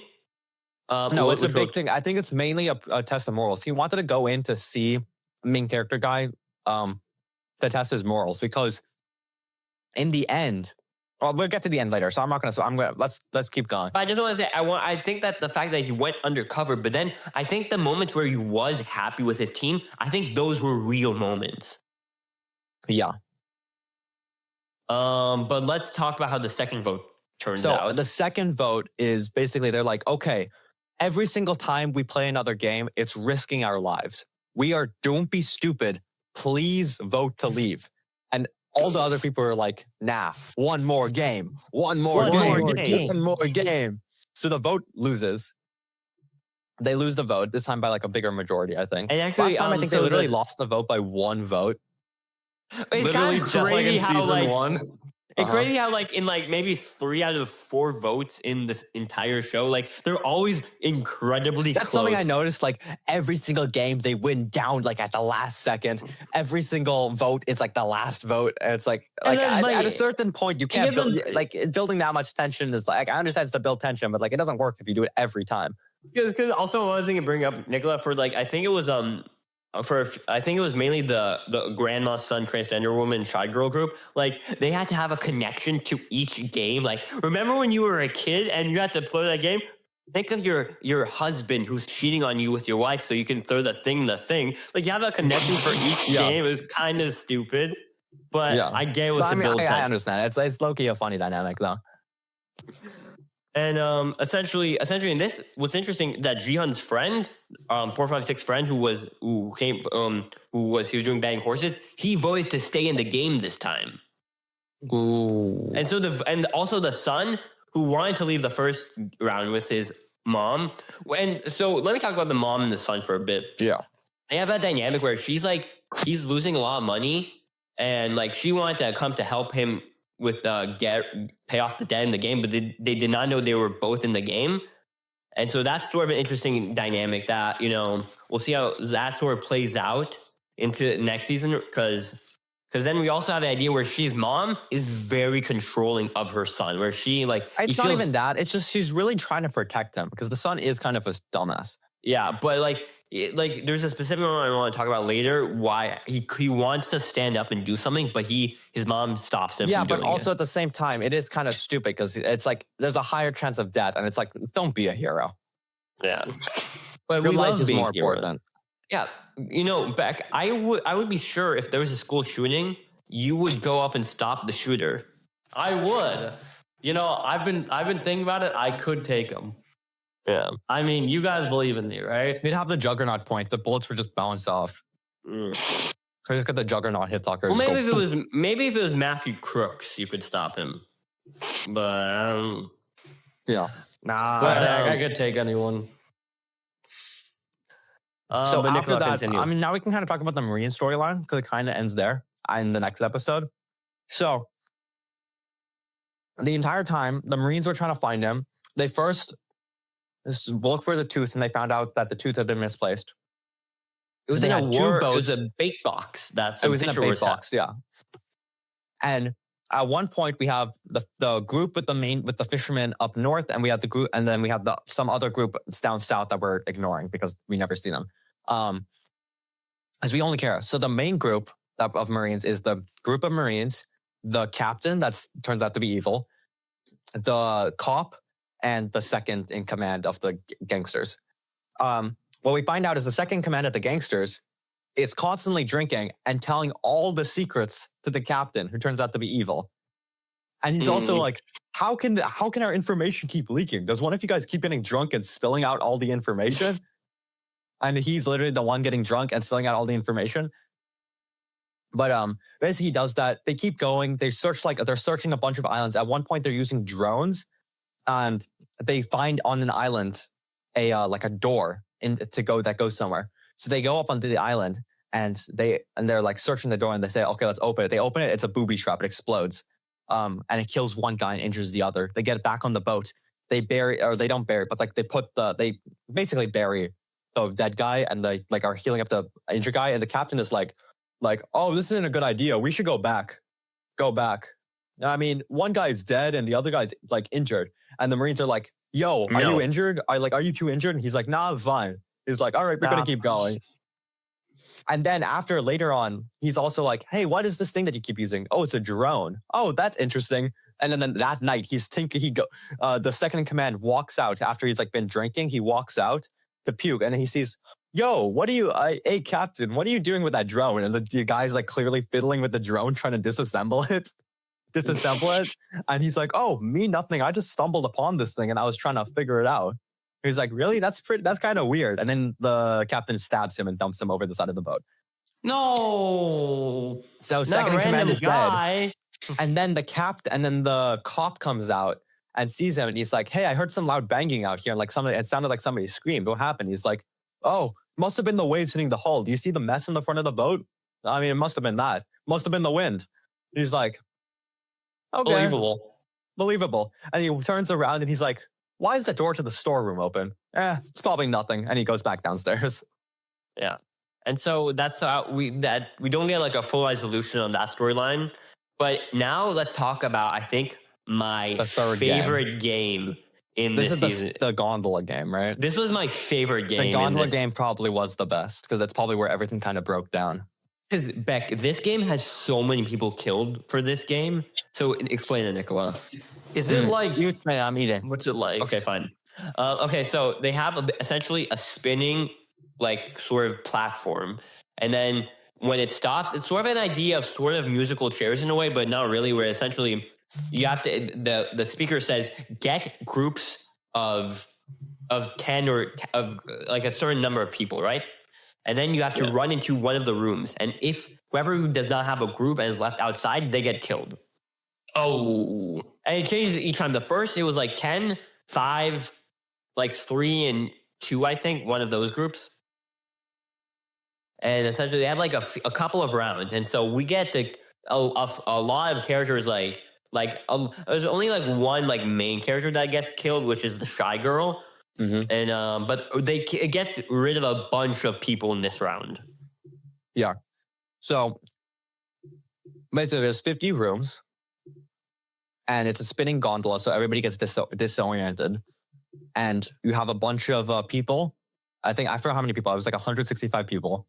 And they need to narrow it down each time. So it began with 10 people, then it went down to 6, then it was 10, then 5, then 4, then 3, then 2. Yeah. And what happened is there was some funny stuff because you get disoriented, but as you know, the 50 rooms isn't enough to hold everybody. Like the amount of people at their works, they were trying to, like, the people had to die. Yeah. So what happened is, in the beginning, it was like a panic. It was like, okay, just grab the people in the OSG, let's go in. Like, try to stick with your friends. As it narrowed down, though, it gets harder and harder to stay with your people because, like, if you have an odd number of people, what do you do if it's an even amount? And they're like, okay, we'll figure it out as we go. We got some funny moments. Like Thanos, what Thanos would do is he grabbed his friend. He had 4 guys. And like when they called 3 people, he said, all right, let's see who goes. You're out. He fucking kicks him in the chest, grabs the other guy and goes into the room. And like the guy goes flying back. Because essentially it gets to a point where like you don't choose anymore. Some guy will just take you. That was also in English. He said it like in like bad English. He says, you out, and kicks him in the chest. Because the thing is, it gets to a point where they're not choosing to go with people. People will just take you to grab in their. So this means that the mom and the son got split apart because 2 guys just grabbed the son and said, "You're coming with us." And he's screaming to the grandma, "Don't leave! No!" Because he's basically saying like he's thinking his mom's gonna die now, but he couldn't stop and get back to her. And then luckily the mom survived. And then after the game, they meet up again, and he's like crying to her. He's like, "I'm so sorry. I basically got. I almost got you killed." Wasn't his fault. I don't understand. I understand. That's also. I was like, I thought I missed something. So I'm like, why are you crying? It's not your fault. You were taken, dude. I was kind of confused on that part. Yeah. Like, you did not leave your mom to die. And then the other thing is, when it finally got to the round of 2 people, everybody was good except the friend of the main character and the frontman ended up in a room together, but there was already somebody in that room. So the frontman killed the person in that room. He snapped his neck. It was brutal. It was kind of brutal. And you see, like, we get to see like the darker side that the frontman represents. Yeah. And then this kind of makes the friend like kind of question him a bit, you know? Yeah. But then he never actually snapped his neck. And he's constantly like, yo, I gotta talk to you guys about this guy. He low-key. And he never finishes because he somehow never has time to finish his sentence that this guy killed somebody in the same room with him with his bare hands. But then that leads to the final vote where they're like, okay, we're going to have to vote. And it became a perfect tie. They were like, we need 6 people to switch to our side for it to be a tie, 7 for us to win. And as we go through, we get the perfect tie. And they're like, all right, then that means the next time it's going to happen, we're going to revote tomorrow morning. And they're like, okay, well, if that's going to happen, then we know that tonight when lights go out, they're probably going to attack us so that they can get the majority. And then you forget there's already an attack in the bathroom. Oh, yeah. And it already happened because in the bathroom, they started beating the shit out of each other. And Thanos dies because he gets stabbed in the neck. Because Thanos. I know. Thanos dies from fork knife. Thanos died from fork knife. It's so sad. Yeah. And so, but then his like friend takes his drugs and like say, I fucking hated that guy. Yeah. So they're basically planning, but then the main guy has a plan. And this is where I get to the idea where it's a clash of ideologies, but then the front one came in to see the ideologies of the main character because he basically said his plan was we're going to hide out underneath the beds, like on the very bottom so that we're not seen. And then once the fight is broken up by the guards, because they're not going to let all of us die, we're going to sneak up on the guards while they're IDing the dead people and steal their guns. And Good the frontman plan. is like, but wouldn't that mean you're sacrificing the elderly and the old to achieve your goal? And then Ji-hoon is like, yes, because it's a sacrifice that has to be made because the Squid Games is worth. It's like, I mean, if the sacrifice arguably has that to be is made. true because like 455 people die each Squid Game. Yeah.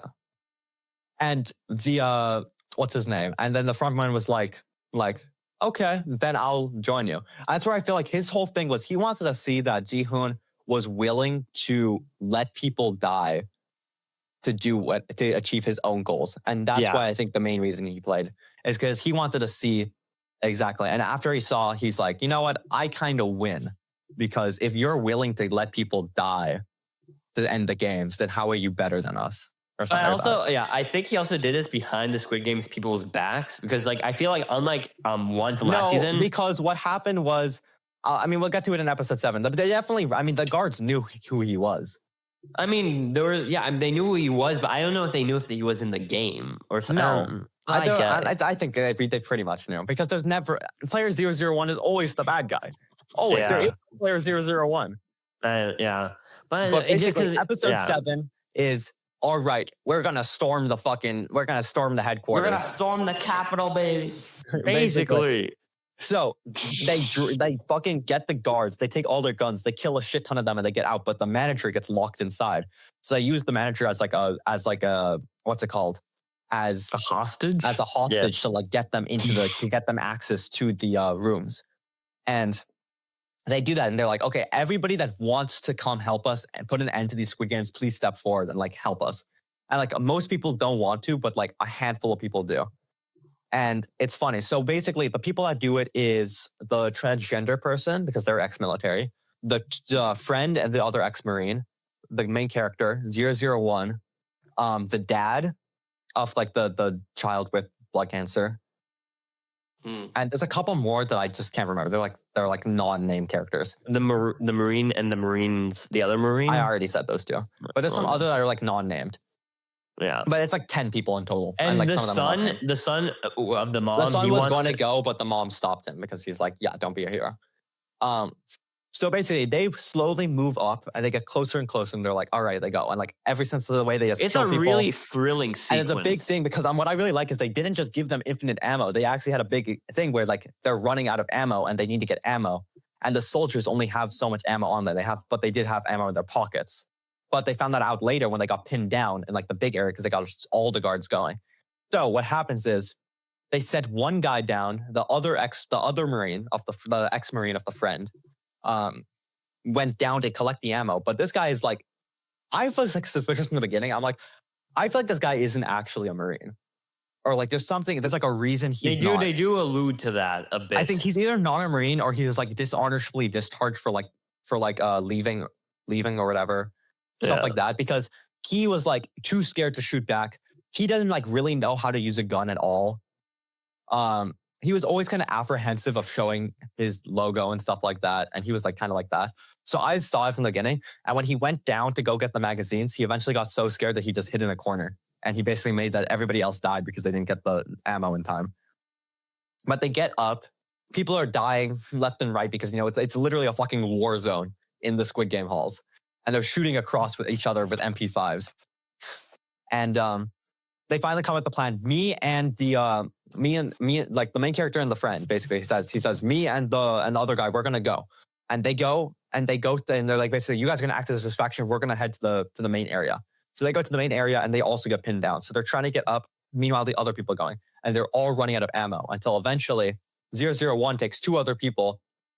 And the frontman guy takes the other 2 people and they're like, okay, we're going to go. And he's like, you know what? I recognize this. I kind of analyzed the layout of this place. I think there's a way to go around.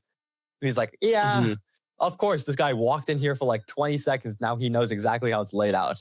So basically, he walks, but like, you know, it's the spur of the moment. Nobody notices. They walk around, they get to the back, and that's when he finally decides to kill the other 2 contestants that he was with and basically radio the main character saying, like, they got us. We're dead. And then he puts the radio to the guy that he shot because he didn't have enough bullets to finish him. Blah, blah, blah. But it's actually a big thing where So he the main faked his character death. gave his last cartridge of ammo to the frontman because he's like, you're going to need this. And the frontman ran out of bullets when he was killing the 2 people, but he had the extra magazine to finish the job. So if he hadn't have been given that extra magazine, the other person would still be alive or whatever. I mean, the other guards probably would have just killed him. Yeah, well, yeah, but it's still, like, they put emphasis on it. There's a reason for it. Yeah. And then he fakes his own death. I mean, yeah, he fakes his own death. And what I find magical about this is he took 60 seconds, literally 60 seconds to go upstairs, change into his outfit, and go back down. Yeah. He's like Superman, you know? Yeah. And then But basically, everybody starts then- running out of ammo. So then, like, they basically like, okay, there's nothing we can do, so let's surrender. So, the last couple people surrender, and they basically, the guards were like, we're not taking prisoners, so they get executed. And what happens is, this is but finally that is the cancer, ending right? of the 011 storyline of that guard, of the guard 011, of that girl, is she is actually the one to kill the dad. Yeah. Which is actually, that surprised me so much, because like, I thought the whole point was like, she was playing to save the daughter and like all that stuff, but then He's a brutal. you just killed him. I mean, what we find out is actually all of the soldiers are North Korean. Like, they're old North Korean. They're like ex-North Korean soldiers, basically. Most of them, at least. The guy in the black mask was, he was friends with 011, and they were talking about how they're past in North Korea and stuff like that. And like, based on the talk and the dialogue, like basically most of them knew each other because they used to serve in the military in North Korea. Yeah. And that's a big thing. And, but then basically they Nikola all tells us surrender. The frontman comes down. He's like, all right, you had fun playing a hero. And then he shoots his friend next to him. And then they kidnap, and they basically knock him out and kidnap. And that's how season 2 ends. And that's how season 2 ends. It's really like an Empire Strikes Back sort of catching fire moment. Because like this is the middle of the show. And so I'm really feeling sort of like a Return of the Jedi for next season. Like it's going to be like this is at their lowest point, you know? Yeah. But let's talk about the 3 goats of episode 7. We got main character, his friend, and the transgender girl. These 3 people were the fucking goats because they moved with so much efficiency and stuff. They actually just moved. They had a goal. They fucking executed.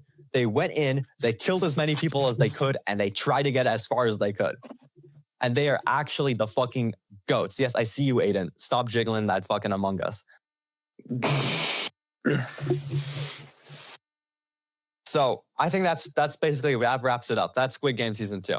Overall, it was a really good season. I don't think it's as good as season 1, but it was not like it was a really good season. I mean, season 1 is just a classic season because like it's always gonna be a little bit like worse when you redo the same idea. But I feel like the way they did it was not like over too explosive. It is like a continuation of the story. It's not like a perfect just repeating the story, and that's why it works. I think. I think what was really good about this season is that they didn't overdo it. I didn't feel like they over characterized. In fact, all the I feel like characters. they underdid it because there's no reason we couldn't have 3 more fucking episodes.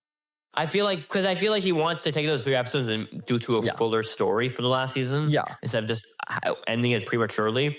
And apparently season 3, I think I saw, might be coming out 2025, 2026. It is coming out 2025. It is. It's probably going to get delayed, but, you know. Yeah. Here's some things, because, like, David Fincher is trying to do an American Squid Game. Oh, they're still doing that? I think so, which is kind of about when crazy. it first came out. I mean, that's stupid, but maybe it'll be good. I'll probably watch it,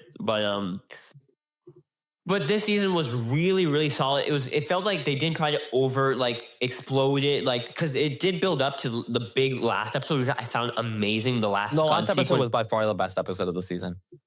But they were really the first season they did the game, but this is sort of in more exploration of the games and more like human and like the human ideology. Because this show is just an exploration and like indictment of how far humans can go, and it's a magical show in that regard. And it was also a kind of a slow it definitely simmer. blows stuff out of proportion because I'm like, while I mean, I get like the whole it'll make like money will corrupt absolutely, but it's like these people know that the only way for the money to increase is people dying, and they're so easy to like be like, you know what, let's just kill some people.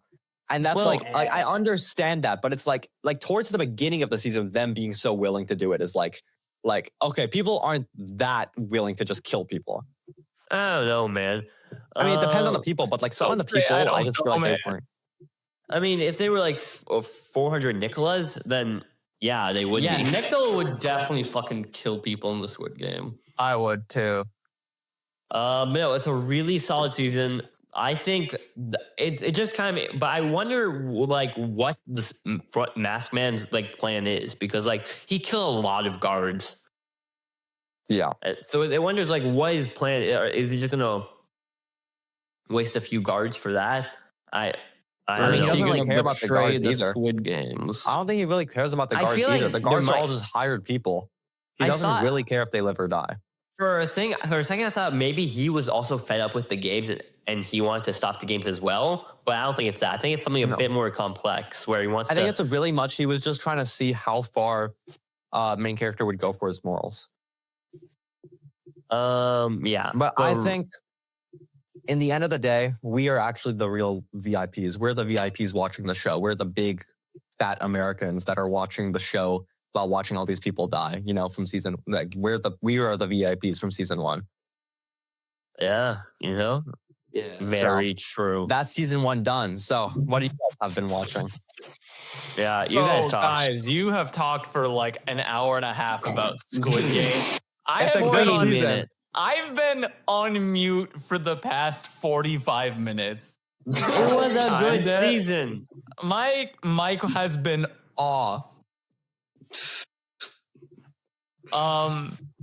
So it sounds like Squid Game was good. Yeah. Welcome back, everyone that skipped the Squid Game section to the video. I mean, we did condense 7 hours of episode of like content into an hour and a half. So I guess that's true. So anyway, Aiden, huh? Talk about a movie or is show. it my turn? Yeah. Whoa! All right, guys, let's talk about what I watched on Christmas. Yeah. Anyway, I saw Nosferatu, directed by Robert Eggert, on Christmas. And is it a good Christmas movie? No, it's not. It's not a good Christmas movie. Does Christmas take place in this movie? Yes. So on one of the days of this movie, Christmas happens, but it's not a good Christmas movie. It's like how like High School Musical is a New Year's movie technically because it opens on New Year's. Yeah. Technically. But like, no, it's not. I'm gonna say it right now. Nosferatu was not me, but I respect that it's good. It's like it gets like the Dune 2 is that it's just a lot of words, and I don't like a lot of words. That's a lot of words. Aiden's kind of a dummy. He's like, I want big picture, I want Arthur. I'm a picture. Explosions. I mean, I liked the movie was good though. I want Owl House. Give me more animated shows. Movie was. I liked explosions. Do you like the explosions, Aiden? I liked the movie. I don't know what you want from me. It was anyway. Here's what happens in Nosferatu. I'm gonna fucking kill Aiden. Or mods, disconnect this guy. Kick him from the podcast. Kick this guy from the podcast. What's his name again? I think his name was Nosferatu. Orlok, yeah. So Orlok base is like, so there's this guy. I don't remember his name, so his name is main character. How is that Lee-San-sen? Yo, How like is from Lee-San-sen? Squid Game. Yeah, I don't remember his name, so his name is main Guys, character. but how was Lee-San-sen? Very good. It was amazing, actually. So, main character works for this real estate company, and the guy, and he's like has to go to the client. The client's not going to come to him. His client's somewhere in Transylvania. So Is he's it gotta go modern day or is it like? Oh no, it's like 1800s. Okay. So he's got to go to Transylvania, but his wife is like, "Don't do it. I've had visions and dreams of this guy. Please don't go." And he's like, "Let's not talk about this right now. There's a lot of let's not talk about this right now instead of talking about it right now and solving the movie immediately." So he goes to the castle, but first he goes to this town, and the town is like, "Oh, you're going to the castle?" Oh, I unmuted the thing. Oops. He's like, "I gotta go to the castle," and they're like, "Don't go to the castle. He's bad news." And he's like, "I will pay double to sleep in your town." And then he pays double to sleep in the town. And then he wakes up and he goes out and he sees that they're sacrificing a naked virgin woman to the corpse. And then they stab the corpse through the heart. He wakes up and he's like, "Ah!" And then he goes to the castle and he meets the guy. It's like nighttime. He's like, "Sorry I'm so late." And he's like, "This is not please the count. Call me Lord, please." And he says, "All right, Lord." So wait, are they making this guy like? I thought he was like the villain, like scary villain, not like a random kind of regular or guy in the movie. Is he? I don't, because like I'm kind of confused. Is he like a full character? I thought he's just like a supernatural being. Oh no, he is a character in this movie that the characters talk to with magic power. He's basically a wizard. If the wizard could also fuck people by sucking their chest. He does that a lot. Orlok has a lot of sex in this movie. What? Like the opening scene the opening scene that I neglected to mention because it's like a flashback scene is the main girl character. I also don't remember her name. The wife saying, come to me," while moaning, and then Nosferatu sucks her to death. It is an incredibly horny movie for a Isn't it a scary movie? There's like 3 jump scares, but overall it's just kind of like a dark movie. Like Beck would not have a good time for 30 scenes. I have no plan to watch this movie. Yeah, I really want to watch this movie. It sounds like my type of movie where I'd You be and like, Nikola would love the movie. It's just not for me, but I did like it a lot. It is still a good movie. You don't want to die by sucking through the chest? Like if someone wanted to see Aiden, it, this I'll movie see it sounds again. pretty zany, and you would like it. It's not zany. It's Sucking super, chest. It's super serious. It just is like, okay, guy, come on. But he's at Count Orlok's and he's late, and Count Orlok is like, come sit by the fireplace. And he sits by the fire. He gets dragged to the fireplace and he passes out and wakes up in the morning. And it's like, whoa.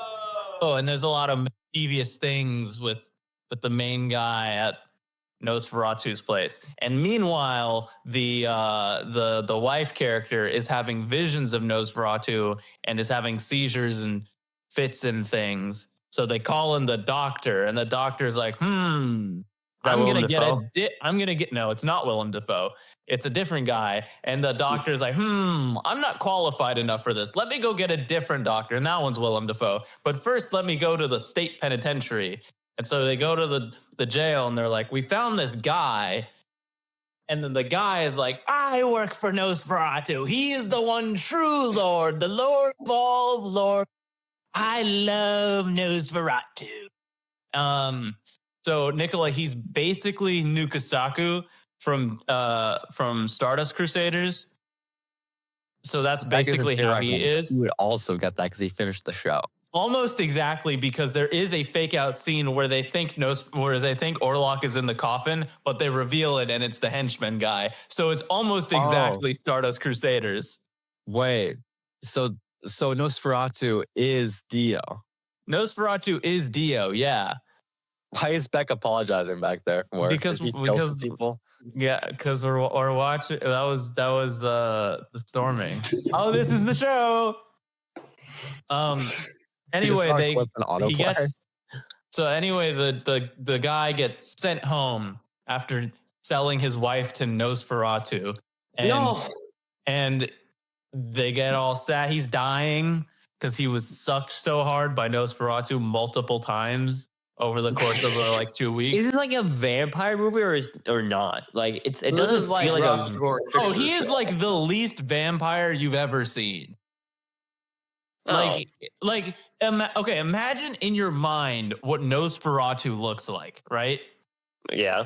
Is it a guy with a pretty big mustache? No.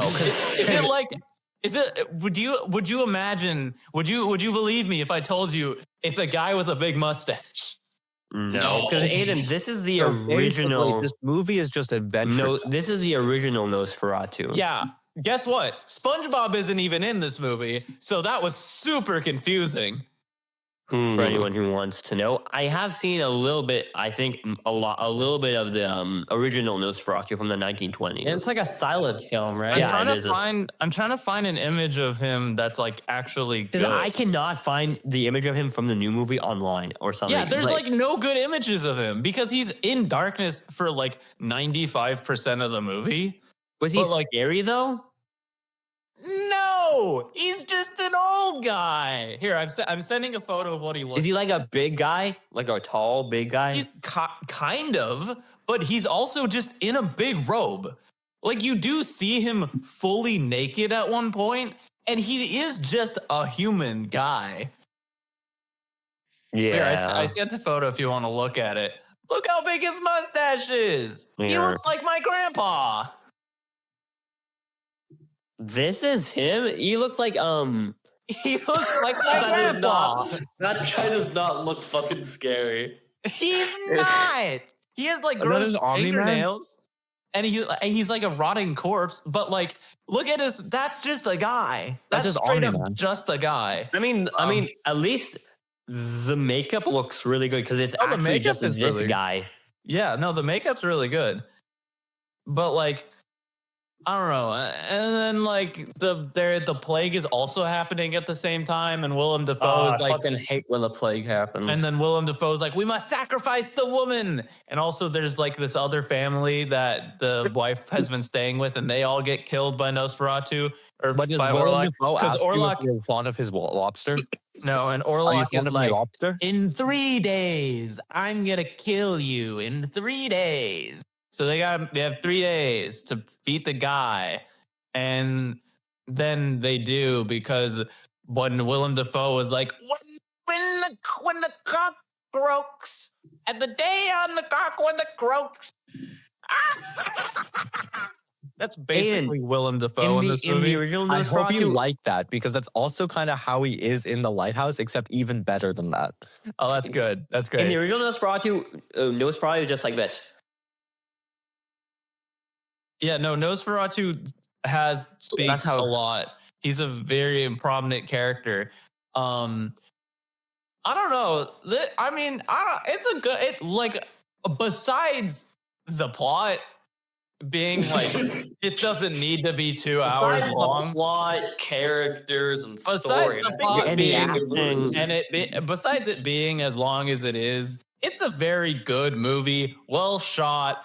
Well lit. They do really. There's well this acted. Thing.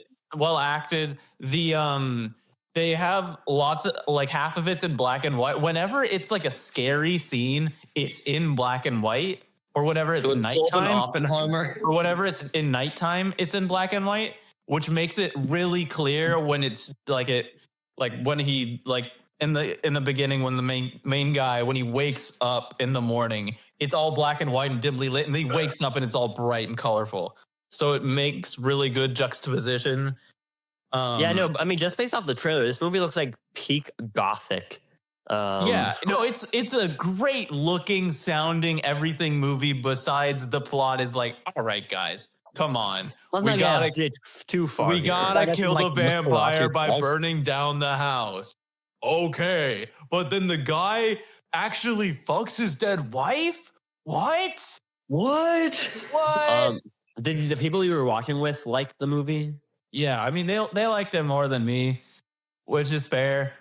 I mean, Because- I'm not knocking them for anything. It's a good movie. But Aiden needs a big explosions. I need It doesn't need a big explosion. I just post-credit scene? Would do a post-credit scene? I gave it Wolverine a come out? 3.5. Do cameo? The Where was average is Iron Man? 4 Where was on Iron Man? Letterboxd.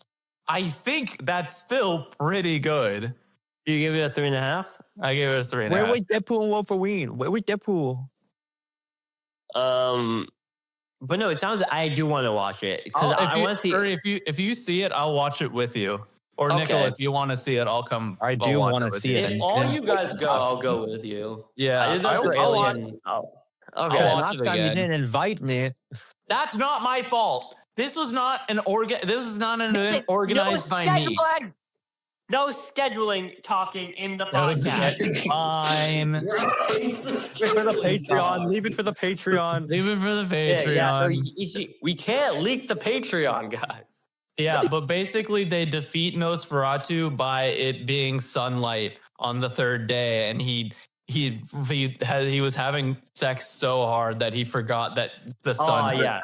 Dude, I get that all the time. It happens all the time. So It happens all the time. we to do me. see his penis multiple times, Like and a we see. Foley?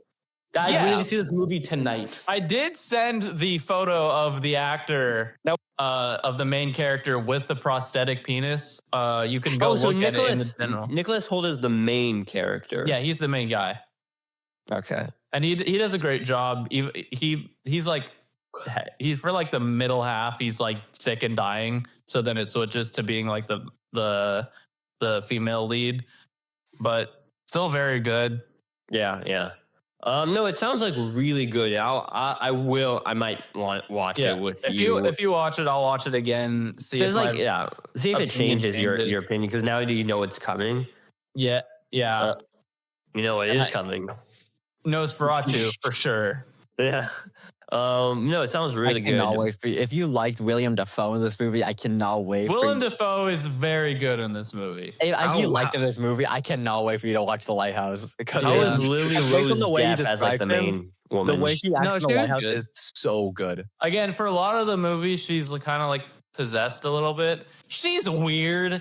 I don't actually like her character as well as it's acted. I feel like a lot of like jumping around between her being sane and not sane, and then like she falls in love with Nosferatu very quickly again, and then she's like hates her husband really quickly again. And then they have sex, even though she's in love with Nosferatu, Classic, but also classic, him at the same time. It's weird. Yeah, but no, But it's good. I liked it. I want to watch it. It sounds like it also would be really good to watch on like the big screen. I think. Yeah, I'd try to watch it in theaters if we can. We should try to see on Thursday. Yeah, but can I talk about my Christmas movies? Actually, I want to talk a little bit about movies now. Sure. So I've been watching a lot of movies recently, and so on Christmas Day, I don't celebrate Christmas, but I celebrate movies, and I like movies. Okay. Freaking nerd.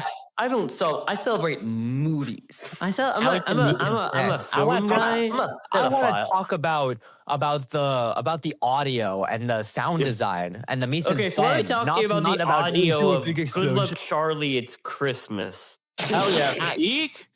Actually, a really good movie, Disney Channel movie, and a really good Christmas movie. Like, because like I've been trying to rewatch some of the things from my past, and this was a movie I watched a lot as a kid.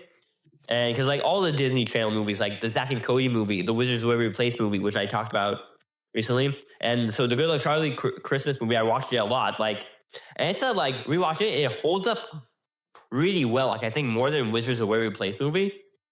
Yeah. It's like it's a good Christmas movie. Just first of all, like it's a good night. Aiden, have you seen this movie? I have seen this movie. I don't remember too much of it. Like I can't tell you if Charlie is with the mom and Teddy, and she's not. I can also not tell you what PJ does in this movie. So let me just quickly explain what this movie is about. Essentially, they're going to Palm Springs for vacation, and throughout this entire movie, they do actually incredible foreshadowing for the mom because throughout this entire movie, she's like very hormonal and very sort of like crazy, like more than she usually is, and it's revealed that she's actually pregnant with the 5th child who does appear in the show after this movie, and so that's really cool. And so essentially, they're going to Palm Springs to visit her parents.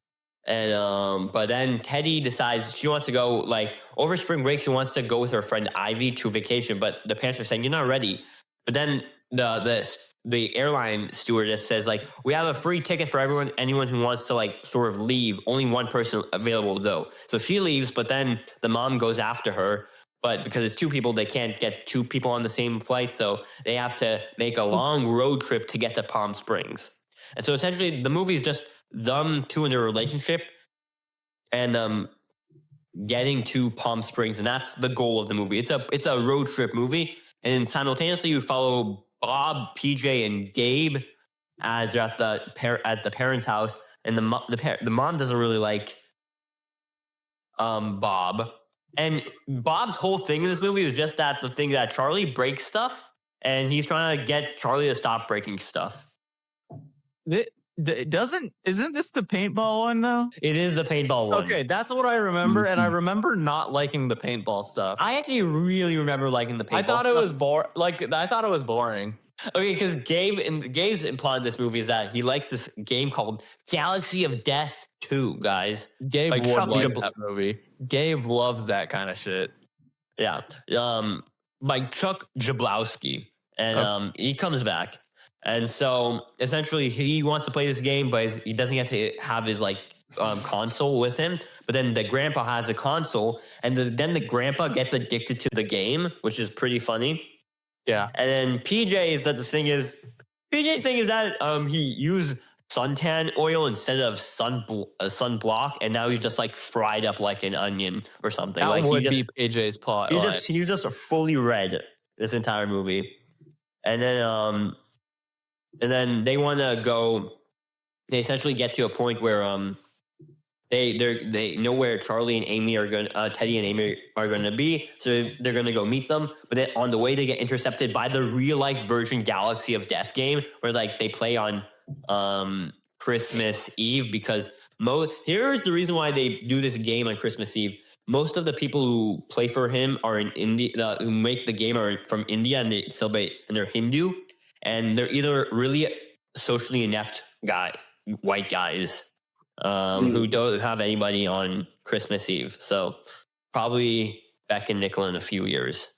Wow. No, I'm fucking partying every New Year's Eve. I don't know. I got some plans.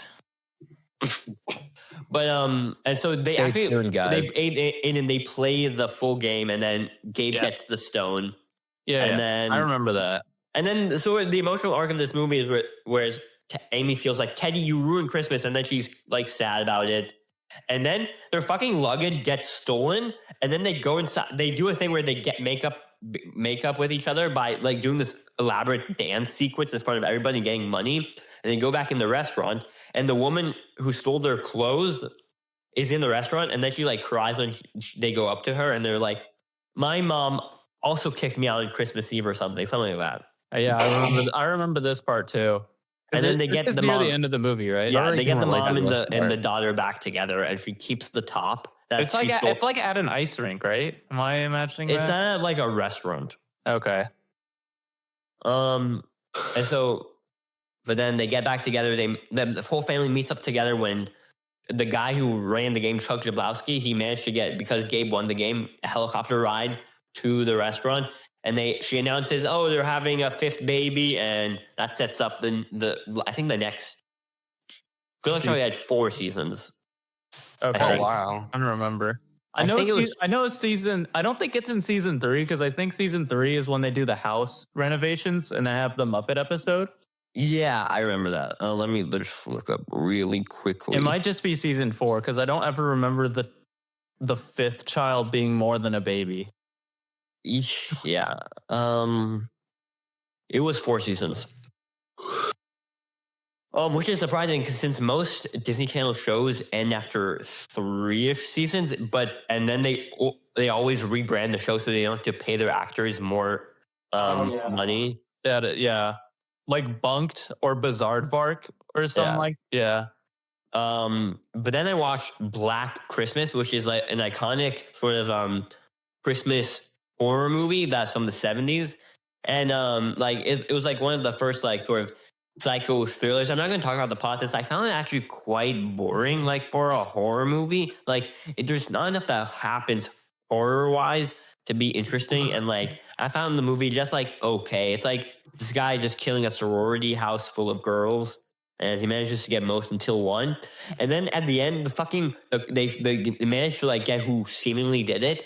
And then the cops and the final girl, she's just like in bed, and the cops just leave the fucking house. Wow. And then smartest cops in fiction, quite frankly. And then I'm going to skip over this one so I can talk about this one. I rewatched The Holdovers, which I think is going to be one of my classic Christmas movies. Yeah, that one's definitely a really good classic Christmas movie.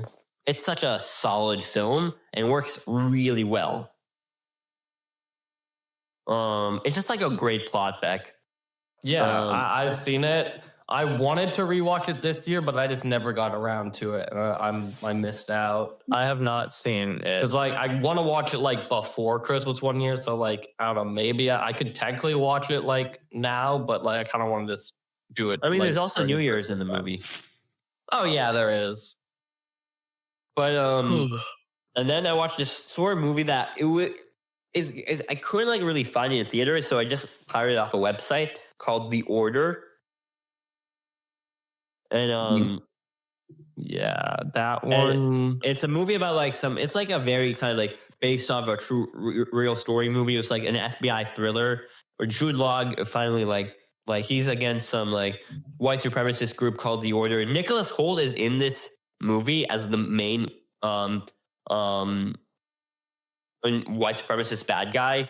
And so that's sort of the movie. It's an okay movie. I think there are two, because like there's so many of these types of movies, like the two main cop guys and like one of them dies. And there's so many of those types of movie. And so, but I feel like I would need like more personalization for the characters in this movie, since I didn't feel like had much of a real character in him. And it was like an okay movie. Another Nicholas Hoult movie I watched, I was kind of on Nicholas Hoult binge. That's kind of why I watched Nosferatu, since this would be sort of the third movie coming around, because they all came around in like 2024, these three Nicholas Hoult movies. Yeah. Are you gonna do a Nicholas Hoult ranking of all his movies? Yeah. Where it's Juror number 2. Which maybe I talked about this already, but you haven't talked about Juror number 2 yet. I'd like to hear it because it is the last Clint Eastwood movie. Yeah, it is, and it's so sad that he got disrespected by just 2 weeks and then schlocking it on theaters or something. Yeah. Where but it was in streamers. I mean, because it got 2 weeks in theaters or something like that, and then they just threw out with no trailers, nothing like that on streaming, which is really sad for a guy who's been in the industry for so long and made so many movies and been in so many movies, like a Hollywood icon. And it's kind of sad the disrespect he got. But the movie, it feels very much like sort of his version of 12 Angry Men, and I love 12 Angry Men. 12 Angry Men is a goated movie. Aiden, have you seen 12 Angry Men? I love 12 Angry Men. That's a 5 out of 5 movie. That is amazing. How they're able to tell the story in a single room, basically 12 people, and like no props, no nothing. It's just like an engaging story. Yeah. It's such like a solid fucking movie. It's like a bottle episode, but if it was a movie, but if it was a really fucking good movie. And so this movie is not as good as that, but essentially you kind of get the element where it's all like Nicholas Hoult, he's such kind of a whiny baby in this movie. It's all like there is this guy who's in trial for killing his girlfriend. But then essentially like they think he like threw her off a bridge. But then our main character, Nicholas Hoult, he was driving that night and he like hit something while he was driving. But then when he saw, he didn't see what it was. But then he later thinks that he probably hit the girlfriend.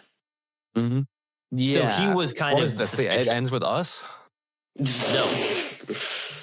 And so he probably hit the girlfriend. And so he's just like, what should I do? And he's put on in jury duty for this case. Wait, is this the Juror too? Yeah. Yeah. Oh, I was actually going to watch this. I might not want to listen to this. And I then don't really I'm care if gonna, I get spoilers. I'm going to watch it anyway. and so essentially he gets put in his trap. And like, you know, the movie would end if you were just kind of sensible and be like helping get this guy guilty, right? Because then it takes off him, but he's a very morally upright guy. So he actually, his whole jury thing in this movie is that he's trying to help make the guys not guilty for this guy. And so then the movie kind of plays with, did he really do it? Because he was also driving drunk. Did he do it? Because he was a drunk in the past, and he didn't actually drink that night though. But because he has a history of being drunk, and he also has a pregnant wife. So there's a lot of elements to it. But essentially, it kind of plays out where he confides in like his priest or something, who is also like a lawyer, I think. Not like a lawyer. Something like that. Like he's a spiritual leader in the community. And he's like, you're going to need to get this guy a verdict because like the more evidence their investigation they're going to do, they're going to find it's you. And so then he manages to just accept that it's a guilty verdict. J.K. Simmons is one of the jurors in this movie, but I feel like they really underuse him in this movie. Or it's like he's like a cop who's like a juror, but he never tells the people that he is a cop. So he does his own investigation in the case. But then when they find out this out, they just kind of kick him off the jury duty, and he's never in the movie again. So I feel like they underuse him. I feel like it was more underwhelming than I thought it would be. I'm not going to spoil the ending for anyone who wants to watch because I feel like it gets more interesting by the end. But I feel like I wanted some more interesting things to happen. But I feel like they play with the elements well. But I don't know. I feel like they really could have made more interesting sort of action-y movie that they had in spades here. But I don't know. It felt a bit short of what I wanted from the movie. But it is leveling up sort of the idea of 12 Angry Men. It's like if the main guy in 12 Angry Men was the killer, which, you know, maybe he was. We don't know the backstory. That's something I noticed a lot from the trailers. I was like, this gives me a lot of 12 Angry Men vibes. Yeah. Is it like a movie where you would watch it and then you were like, wow, I'd much rather be watching the movie? It's kind of like... Yeah. I would much rather be just watching 12 Angry Men. Yeah, we should do a 12 Angry Men... honestly, add that to the 4 movies. Yeah, that's an amazing movie, 12 Angry Men. Yeah. So, Beck, let's talk about Complete Unknown. Yes. So I just want to say, I am not a big fan of biopics. I watched the Bob Marley biopic earlier this year, and I hated it. I did not like that movie. But I feel like this biopic was really This good. movie was pretty good because, like, Yeah. I mean, it doesn't do anything new with the biopic genre, but it does. But I love the director who does it because this director did Logan, the Johnny Cash biopic. He's done a few things. He's going to make a Jedi movie and a Swamp Thing movie, which is really cool. But he's a really big, good director. I mean, I don't think that this movie did anything really particularly like outstanding, but I think what it did, it was pretty solid and pretty good story of this guy's life. Because what I like about this movie is that it didn't try to like cover like the entire history of how this guy became it was only the guy. really like 4 years. A selective few years up until it's essentially, I can say it better than how Bob Dylan says it himself, where so Bob Dylan was said on Twitter, there's this movie of me coming out. Yeah, there's a movie opening about me soon called The Complete Unknown. What a title. Timothée Chalamet is starring in the lead role. Tim is a brilliant actor, so I am sure he's going to be completely believable as me, or a younger me, or some other me. The film's taken from Elijah Wald's Dylan Goes Electric, a book that came out in 2015. It's a fantastic retelling of events that from the early 60s that led up to the fiasco at Newport. After you've seen the movie, read the book. And so this movie sort of just plays up to sort of this fiasco, but I don't think it was. I feel like it's 3 selective years in Bob Dylan's life, you know? But was that big thing at the folk festival like a big event? I think it might have been because nowadays there's all types of music and we don't really care about that. But in the 60s, it was a really big deal to change from like acoustic or something like that to electric. Yeah, the funniest thing to me was like when they were like, this rock and roll stuff, it's too different. I'm like, this literally sounds like the exact same as all this other music. I'm like, I don't know why people are mad. This feels like so too much. Because it like feels the same. Because the thing is that even that old type of music that would have probably been associated with like, I don't know, the Beatles or something like that, more electric stuff. Yeah. Like rock and roll. Because you find that, because we're like so far into the future, that's old to us, you know? It's all part of the same era of all that stuff. We're in the actual like sort of era of the 60s, it's so completely different. Because it's sort of this like with new hip teenage sound. I don't like that. That's electric stuff, rock and oh no, I like my folk music in the South. The one thing I also really liked was I feel like Edward Norton's character Pete Seeger, he wasn't like a bad guy, but he just had a different perspective. I really like. I think all the musicians that because there's a lot of musicians in this movie. That was really good. I really like Johnny Cash, played by Johnny Cash was so good. Yeah, played by Boyd Holbrook, Joan Baez. All really classic stuff, and I really like the actors. I think it's a really solid performance movie. I do think. I don't think it's going to be a win, but I do think it's going to be a nomination for Timothée Chalamet as Best Actor. Yeah, no, he was insanely good. He did the voice right. Because but I'm not the biggest Bob Dylan fan, Beck. I don't know if you've listened to any Bob Dylan music. I listened to like one Bob Dylan song, and then after the movie, I did a lot more to like my playlist. Because I really like some of the songs I heard. But Beck, I really hope it's not that thing where it's all like we listen to the Timothée Chalamet version instead of the real version. No, I listened to the original version. Are there like does Timothée Chalamet sing the covers of the songs? He does sing the covers of his songs. And so now there's a whole like thing on Spotify where you can listen to the music versions. They don't always do that. Yeah, they did it for this because I feel like if it's a big musical biopic, they're probably gonna create a list from the movie on there. And they didn't do it for the Al Yankovic story. They didn't. Well, that came out on Roku, so yeah, but it was also Peak. So like, I haven't seen that movie yet. It's actually so funny. It's actually that should have been your movie for this day. Aiden. That movie's so fire. I love that movie. But no, it does because dude, he does it so well. The voice Beck. Yeah, he does. Like I respect Timothée Chalamet so much as an actor. After this. He's like because you can say a lot about Timothée Chalamet, but he is an amazing actor. Yeah, does he say one really funny story about after this movie? So I sat down and I watched the movie. I'm like, Timothée Chalamet, this guy, I think he's a good actor. I like this guy. I'm gonna see what else he's in. So I randomly just go through his Letterboxd profile. He's in a lot of things. He's in. So I clicked on this random one called Bones and All, and I'm like, dude, don't watch. Bones and All is like a cannibalism movie. No, and then I didn't know that. So I was going into this movie like, Bones and All. What an interesting title. And I'm watching it, and it's like, wow, like a high school drama. There's this like teen girl, and she's getting invited to a sleepover. Halfway through, he bites one of the other girl's fucking fingers off, like fully, like bloodily, and then starts running away. And then we find out she has to feed on human flesh every couple of years to survive. And it's made by the same guy who made Challengers and Queer, by the way. Wow. And Yeah, by name. Oh wait, the guy that made Challengers made Queer? Oh, I'm glad I didn't watch that movie. And Call Me By Your Name. So guys, I only know like 4 Bob Dylan songs. Can you tell me if he sang them in the movie? Yeah. Like a Rolling Stone, he sang. Okay, I know that one. That one's in the trailer. Does he do knocking on heaven's door? I also know that one. Does he do that in the movie though? No, I don't think he does one in the movie now. That one's a JoJo stand. Fuck. Oh. What about Forever Young? I know that one. I think he did.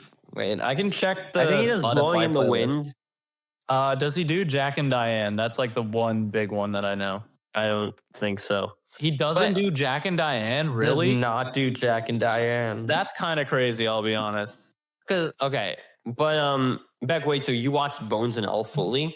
No, I watched like the first 10 minutes and then I'm like, what the fuck is this movie? So I stopped watching it. Like, don't judge movies. Finish your movies, man. I I gotta don't want say, to fucking watch the cannibal movie, Ernie. I gotta say, comparing the book to the movie, they changed so much in the movie. God, How damn. far are you into the book? I'm towards like the end of the second Holy movie. Damn, bro's shit. been reading. Aiden, how's the progress on your books? Okay, so only one of them is a book I'm gonna. One, I don't want to read it. Two, I'm not reading I'm it gonna for read the it bit. more in depth. And three, Like, kinda the other one I skim just a haven't lot had of time it. to. But Okay. basically, you know how in the movie, Shaney was Funny. like pissed off at him for taking the daughter or like taking the princess of the emperor? In the book, the princess is like, oh, if it means my father will live, I'm fine with being like your whatever husband or like you're being your wife. And Shaney is like, do you want me to leave? You know, like we're not technically married. I don't really care. Like there's nothing binding. And he's like, no, there's nothing stronger than between us. Also, apparently they have a kid and the kid miscarries. Anyways, but speaking of Timothy Chalamet, and back to A Complete Unknown. Essentially, what I like about this movie is that, because I feel like in a lot of movies, like at least musical biopics, is that it sort of maybe sanitize the people who really lived, but then because it's a really fine line between sanitizing and also like over exemplifying their worst aspects. So it's like because there could be like really disrespectful music biopics, like the Amy Winehouse one or something like that. Or like really like sanitize. Oh, this guy, he was so cool, like an Elvis type of movie. Like, but this movie, it doesn't shy away that. In fact, that Bob Dylan, he is kind of an asshole. Like, because I've heard stories of like in concerts, like he will just not play the songs people want him to play, anything like that. And you really feel that in this movie. And like he cheats on his girlfriend, in this movie. But I feel like they don't try to like make it like they try to clean it up. Like he just did that thing, Yeah. And I feel like And then like the wife is like, I don't want to watch this guy sing a romantic song with the girl he cheated on me with in concert. one thing I am going to say, they kind of just repeated that scene twice. They had two scenes of him singing at the festival with her just looking out, like tears in her eyes. They did that twice. Yeah. But overall, it was like a really like good musical biopic. I'm gonna say I was probably smiling the whole movie throughout this entire movie because like I loved whenever they sang. Like I think that's a really important element of musical biopics. Like you enjoy when they play the music, and I really enjoy when they play the music. Back, I don't know about you. Yeah, I liked when they played the music. And it's like a really good element. Like Timothy Chalamet is like a really good singer. Timothy Chalamet lived. He is, yeah. My review was like, put this guy in more musicals that aren't Timothy Wonka. Chalamet is actually Loki the goat? Question mark. Timothy Chalamet. I think so. Yeah, no, he wasn't. Well, yeah, he was might in be two the- insane films this year. He might be the Leonardo DiCaprio of our generation, except without the weird stuff. Maybe for now. Probably with weird. Well, we have to wait until For see now, if he has we'll weird find stuff. out later. I think he needs the weird stuff to be cool. Yeah, I feel like you kind of need that No, in he's- Hollywood. No, Like you I can't think be that good and not that weird, he can be a chill guy. Well, yeah, he was on Tim Vaughn's podcast, so. But no, but like really good, solid movie, and I feel like they don't try to over-explain the love triangle in this movie. Like, I feel like I'm glad that wasn't like the biggest part of the movie. Yeah. And it did sort of come out of nowhere, like this whole electric debacle. Like, oh, we're gonna play rock. That kind of just came out of left field in the last part of the movie. Yeah. But it was good. Like, it makes sense, Yeah, and it was like a good conflict. Like, Yeah, it was like the he had movie. that whole song, like the times are changing. I really thought for the folks like he was gonna pull that one out and be like, guys, the times are changing. You have to accept this, you know? I know, and I loved Pete Seeger, as you said. Ed Ed Norton. Norton was amazing in that role. And I love the little moments with Woody Guthrie in the hospital. Yeah, like given the harmonica, that was great. Yeah, and so just like really classic biopic, and like, God damn it, Bob Dylan has a riz. Like he got girls so easy. No, yeah, he got like even like random fangirls coming up to him. Like he could get like any girl he wanted. Keep in mind, having sex which is is basically just like Timothy Chalamet in real life. well. I do like how this thing is that they also in this movie like they don't try to emphasize like overemphasize the historical moments in that period because obviously when you're having a biopic of this era, there's a lot of historical moments that impact regular people's lives, and so they showed the moments like Kennedy assassin, Cuban Missile Crisis. Yeah, that was. They the don't big like try one. to like they don't try to like overemphasize it to the story of Bob Dylan because like a lot of you could say Bob Dylan, he just did not give a shit on those things. Yeah. Changing my mind. Having sex with Joan Baez stops nuclear missile crisis. He had it. Yeah, no, you had Kennedy. He was just waiting. Like, is this Bob Dylan guy gonna get laid? And he did. I mean, but yeah, and so it was like a really solid movie. I would suggest if you were interested in Bob Dylan or like musical biopics in general, because I didn't know much about Bob Dylan beforehand. I wouldn't say this is one you need to watch in theaters, but no, yeah, I think you should watch it. I'll watch, I watch all 4 Beatles biopics when those come out. we will be doing that. We all have to see them like in a different order. Yeah, no, it's gonna be like Kaleidoscope. I'll watch the Ringo one 8 times in a row. Barry Keoghan as Ringo Starr. So are those actually still moving forward? I think so. Probably. Mhm. It's the All Beatles. right. There's like always Wait, Beatles shit. Yeah. No, there's like I feel like it's better in theaters because it's more fun. Because like I would like a sing along version, but you can watch it at home. It's like there's not that big a thing. I think the biggest marker if this movie is good is if your parent likes it. Because like parents, my like parents loved it. Yeah, This is my like their parents movie really liked of the year. because like they like all those old musicians like Bob Dylan and all those people. So they're a good judge if the movie is good. Yeah, and my it's parents, really like, made for them, really. yeah, because dude, my parents like just picked some random like theater. I think it was like Land Aquarius Theater or something like that. Oh, And then like my whole theater was old people. I went to the normal one we go to, like Shoreline, all old people. There's an ad for Dune at the end of Dune. No way. That's Bob Dylan. That's him? They casted Bob Dylan in the Dune movie. But no, yeah, it's a pretty good movie. Dude, guys, I want to there's this trailer I saw for this movie. It had like Rami Malek as it. It's called The Amateur. It's like his wife like gets killed and he's going on this like thing like to find his wife's killers. And I was like to my mom, like, this feels like an Amazon Prime movie. Like a movie I'd watch on Amazon Prime for like if I want a crime drama. Yeah, that felt like Carry On to me, and it was quite literally, just a Netflix. Did you watch one? You watched I didn't watch Carry On, but from all I saw of it, I'm like, this is a Netflix movie. Yeah. This felt like an Amazon Prime movie. Where it's like it's not schlock, but it's not really a real movie that I'd watch in theaters or anything like that. Yeah. All right. That's my all thing. I is now. think I've watched. Yeah, watch Wander. See, no. Okay. First thing I watched, I did a movie night with my friends. We watched Eternal Sunshine of a Spotless Mind. Oh, Because I was like, this is like one of the. I watched Sonic 3 and was like, I want to see more Jim Carrey. What's another funny Jim Carrey movie? And then watched this movie and just went, This is not a funny Jim Carrey. and then you watch Truman Show. Is like, and then he watched Ace Ventura and was like, that was a 10 out of 10. and then you watch Sonic 1 again. Is like, okay, makes sense. Yeah. Yeah, I do really like how this movie kind of deals with cycles because it's like, it's weird because it's like they both get their memories erased and then they fall back in love with each other and they both get their memories erased again. Like, it's pretty funny. Oh, so it is a funny movie.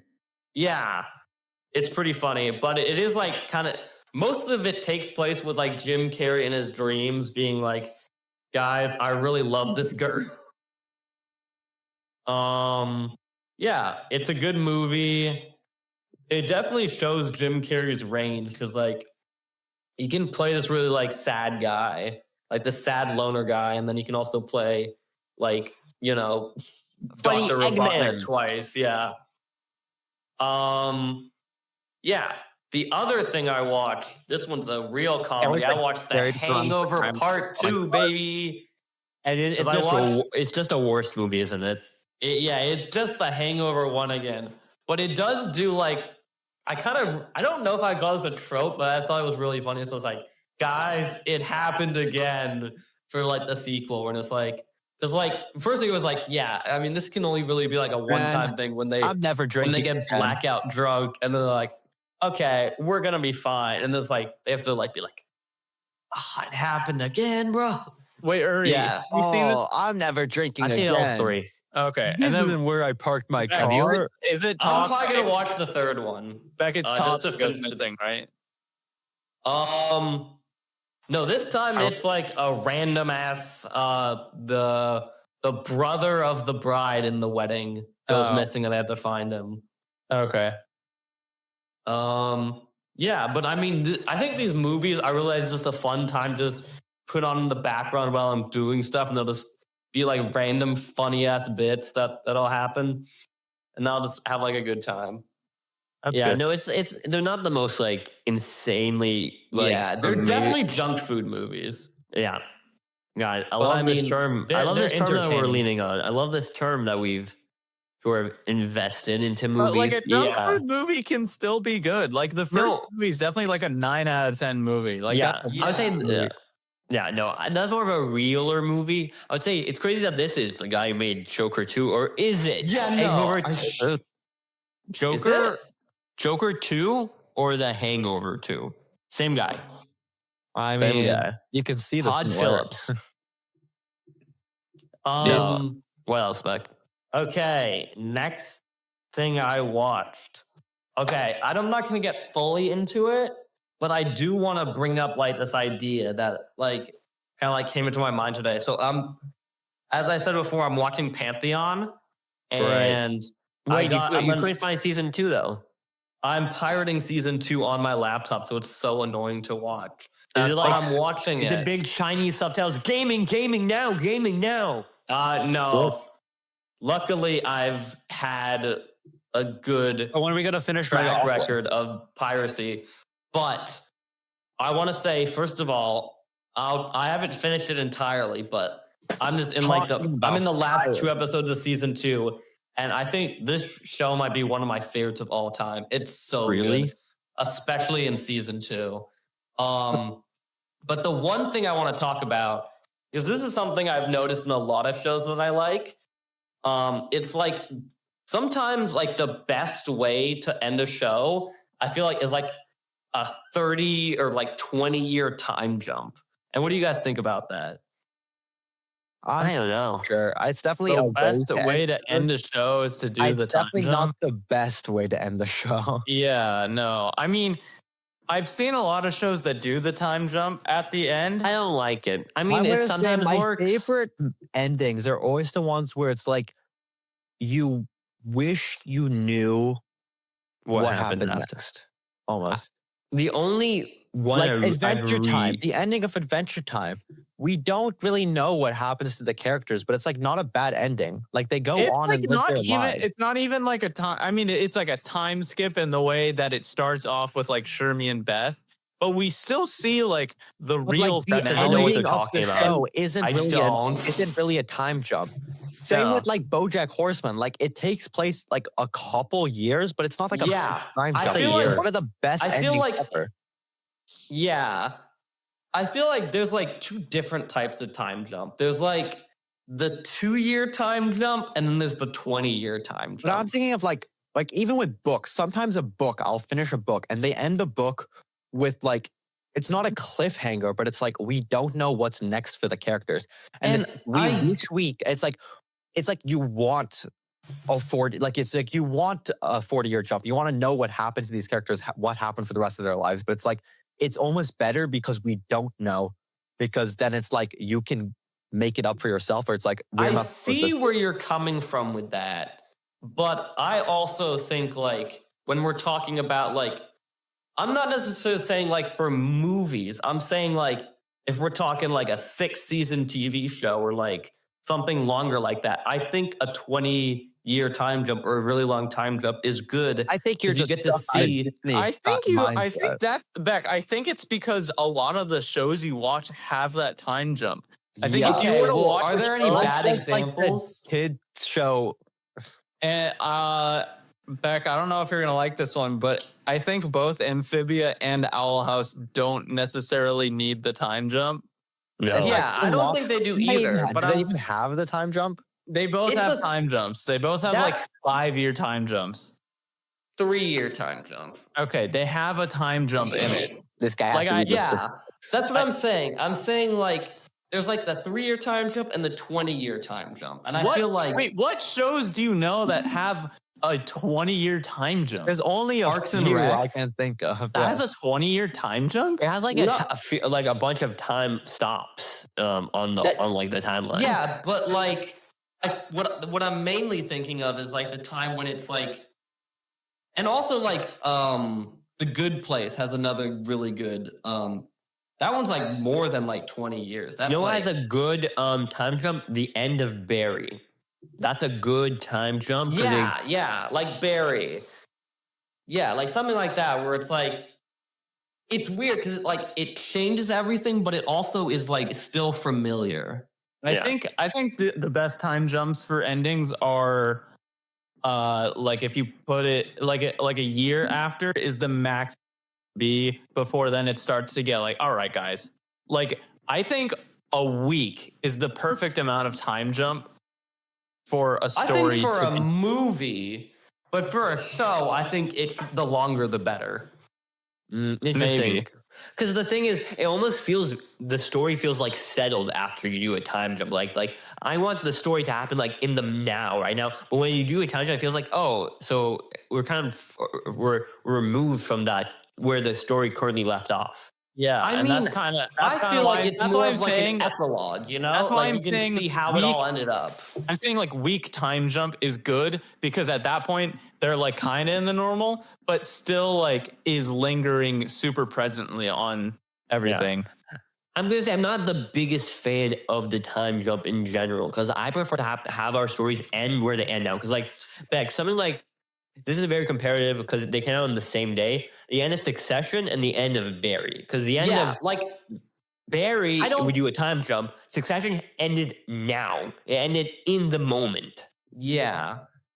And I feel like both those work. I'm not saying like it's the end all be all for how you should end something. I'm just saying it's a really good way to end it if you build it. I think best ending for show is montage showing what the characters are doing. That's good. Like it can be a time jump or it can be skipping the feel third like time. the best like ending of Adventure a Time TV has a show good is- one. The end of part 4 of JoJo has a really good montage. I feel like the Amphibia ending- has one. Owl House kind of has one. I feel like, now this might be controversial. There is no such thing as the best ending of a TV show because the best ending has to be for the specific TV show. Yeah. Yeah. Has That's true. individualized. You kind of have to go Okay, on well, a I case can. basis. Well, I just really like it when shows end with like a 20-year time. Yeah, jump. because you're still like you like Disney Love- stuff. This guy Bro, likes the I big love explosion. for He likes the I'm big cancellation. talking explosion. about my examples Weird. are Parks and Rec, The Good Place, and Pantheon. Yo, I would say- we're different. Okay, Where Nicholas, the stop me. explosion at? Where the time explosion at? Because the thing is, I would say, because the thing is, okay, let's take BoJack Horseman for example. Because like when you do, that was a good final episode, but ultimately you do feel a sense like the story is already kind of settled before like the episode really starts. You know, by having the virtue of the time jump, you kind of go through all the big montage stuff in the beginning of the episode before the time jump, like what you went through throughout the entire year. Yeah. So I'm being entranced by myself in the behind Aiden. I know. I've been watching the past episode. It's pretty good. And so then you have like you feel the story or it feels settled where all the last episode of BoJack Horseman is just like him like doing the final reconciliation with the various characters. There's no like real plot in the last episode. Yeah. And And it's a good ending. It makes sense, but there's no like real plot in the last episode.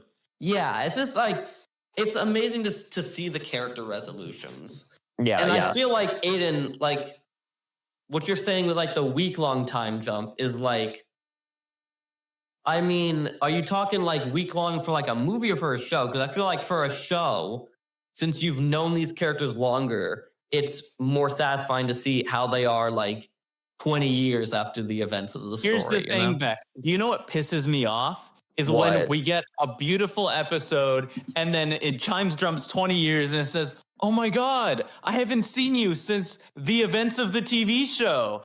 How have you been? And it's like, oh my God, shut up. Oh my god! Can we just talk about that I sort of Did that? not like the amphibia ending. Can we talk about the sort of that type of dialogue talking for a second? Is that like the type of dialogue is like where I did mention like the Bob Dylan movie. It's like, I'm not your girlfriend anymore. Remember? How long have we been brothers? You know? How long have we been brothers? Who says stuff like that? Like, I haven't seen you in 20 years, my long lost brother. Yeah. I don't like finales that do that. That's also like really, like that's why I'm saying shorter the time jump, the better, because then you don't end up with seeing, oh my God, I haven't seen all my old friends for so long since they stopped doing that thing. Like the Office finale has that issue. That one's only a year time skip. Half the people are still working together, and yet they still do that. Yeah, I'm gonna say that works. That works really well for like think of like I don't know, a movie where it's like the funeral is like the last big point of the movie, but then you have like a week later, we feel like where did the characters go after the funeral or something like that? Yeah, like we can see a little bit of a resolution. Like okay, they're okay after the funeral. Their life is going to be great in the future, and that's the point where I'd like to end the movie. Like, and that's where you hit the montage. Yeah, that's where you hit the montage of everyone leaving, going up the day. That's when you hit the montage, and then you end on a frame of the main guy doing. Yeah, that's how not every season of The Wire has like a montage of how all the characters end up, and I really like that because then it's just like you have the big montage, and then the last little scene with the main character in the montage, like what's this character doing? Like that's the end of the whole thing, you know? Yeah. But like Nikola, Gunpertman does that with their finale. At the end, they show a montage of every character. They start with like Finn and Jake by the music hall, and then they end on the same shot of Finn and Jake. Yeah. Nikola, tell us a story about your mom and how she liked. Oh yeah. Okay, so last night I came downstairs and I saw my mom watching something. And I was like, what you're watching looks boring. I have no clue what they're watching. It's probably like Billions or something. You should watch Horizon Chapter 1. No, I turned it off. And I remember, but I was talking about how she doesn't like good movies. So I'm like, I'm going to put you on the greatest movie of all time here. Yeah, you don't like good movies. Let me put on the worst movie ever made. Yeah. Because I was like, I know you like bad movies. So I'm like, and by like, I know she likes bad movies. I mean, like, she liked the Jack Snyder one, whatever. So you put on It Ends With Us. So I said, oh, I'm going to put on a really boring movie because that's probably exactly your type of movie. So I put on Horizon and we watched it. And then about the time we got to Marigold getting introduced, I got too bored and I gave up on the movie and I went now, Nikola, imagine being stuck in that theater for the next 2.5 hours. Yeah. And Nikola, it gets worse. Yeah, because apparently my mom decided to absolutely thug it out because she was invested at that point and wait until the very end. The sunk cost fallacy. And she told me while we were having lunch today in Carmel by the sea, she was basically saying, you were absolutely right about this movie. They absolutely do not finish anything. Because they don't. Because none of the storylines are ended. She said she understands it's supposed to be like 4 chapters, but the issue is you start in like the middle of these people's stories because a lot of the times, like she gave me the example of like the rich or like of like the spoiled people traveling. Of the British people, It's like, we don't know anything about their backstory and we don't know anything about their conclusion. We just know that they're assholes. So and they show up halfway through the movie, show up for 2 more scenes where they don't do anything, and then they leave. No, and then one they of them don't takes a shower. Oh yeah, you do see the woman naked. That's true. And then she's like, we get the entire movie, where it's built, where we're dropped in the middle of these stories, and then it never gets paid off because none of the stories ended because they started 4 stories, but we need 3 more movies to end them. There are interesting stories in there, like the That's kid what that she rides, said. like the kid that rides away on the horse and then ends up with like the cowboy. This is the scene where I beat the guy. When you broke the plate. Yeah. Yeah. Look at my bloody hand. Oh my god. Yeah. The best part was my mom literally had a better idea. She said, instead of having these 4 different characters have 4 begin their stories in this movie, have each movie focus on a different character and show their full story. It was it should have been a TV show. Because like you can do that in a TV show, you can't do that in the movie. Then she told me, because she was looking on Google, apparently the whole thing, if you search Horizon, literally the first thing comes up is the whole thing is the director is mad at the person that made 1883 because he says they stole his ideas. But the thing is, the person that made 1883 also made Yellowstone. And he was on Yellowstone. Used to work on Yellowstone, but they split up and they worked. So if anything, he copied Yellowstone. He copied the other guy. Guys, they killed him off in Yellowstone. That's why my mom liked Horizon, is because she likes Yellowstone. No, my mom loves Yellowstone. She loves 1883, but she didn't hate this, but she just did not like this movie. Well, it's not made by the guy who made Yellowstone. Exactly. And he's like, and she was like, it's like, how can you make like a really good show, but then you can't make this? I mean, I despise Yellowstone for many reasons. You can make a good show. That doesn't mean you can make a good movie. And also, guys, they're very different medias. Guys, don't get it twisted. Yellowstone is not a good show, but it's good for like old people who really like it. It's not a good show. Yeah, my uncle really likes it. So I do not think I could handle Yellowstone. No, it's so bad. But it's good for like people, but it is also much infinitely better than Horizon. But it's still not a great show. And yeah, look at this great ending for this movie behind Aiden. That's pretty good. I think this deserves a Celsius Oscar.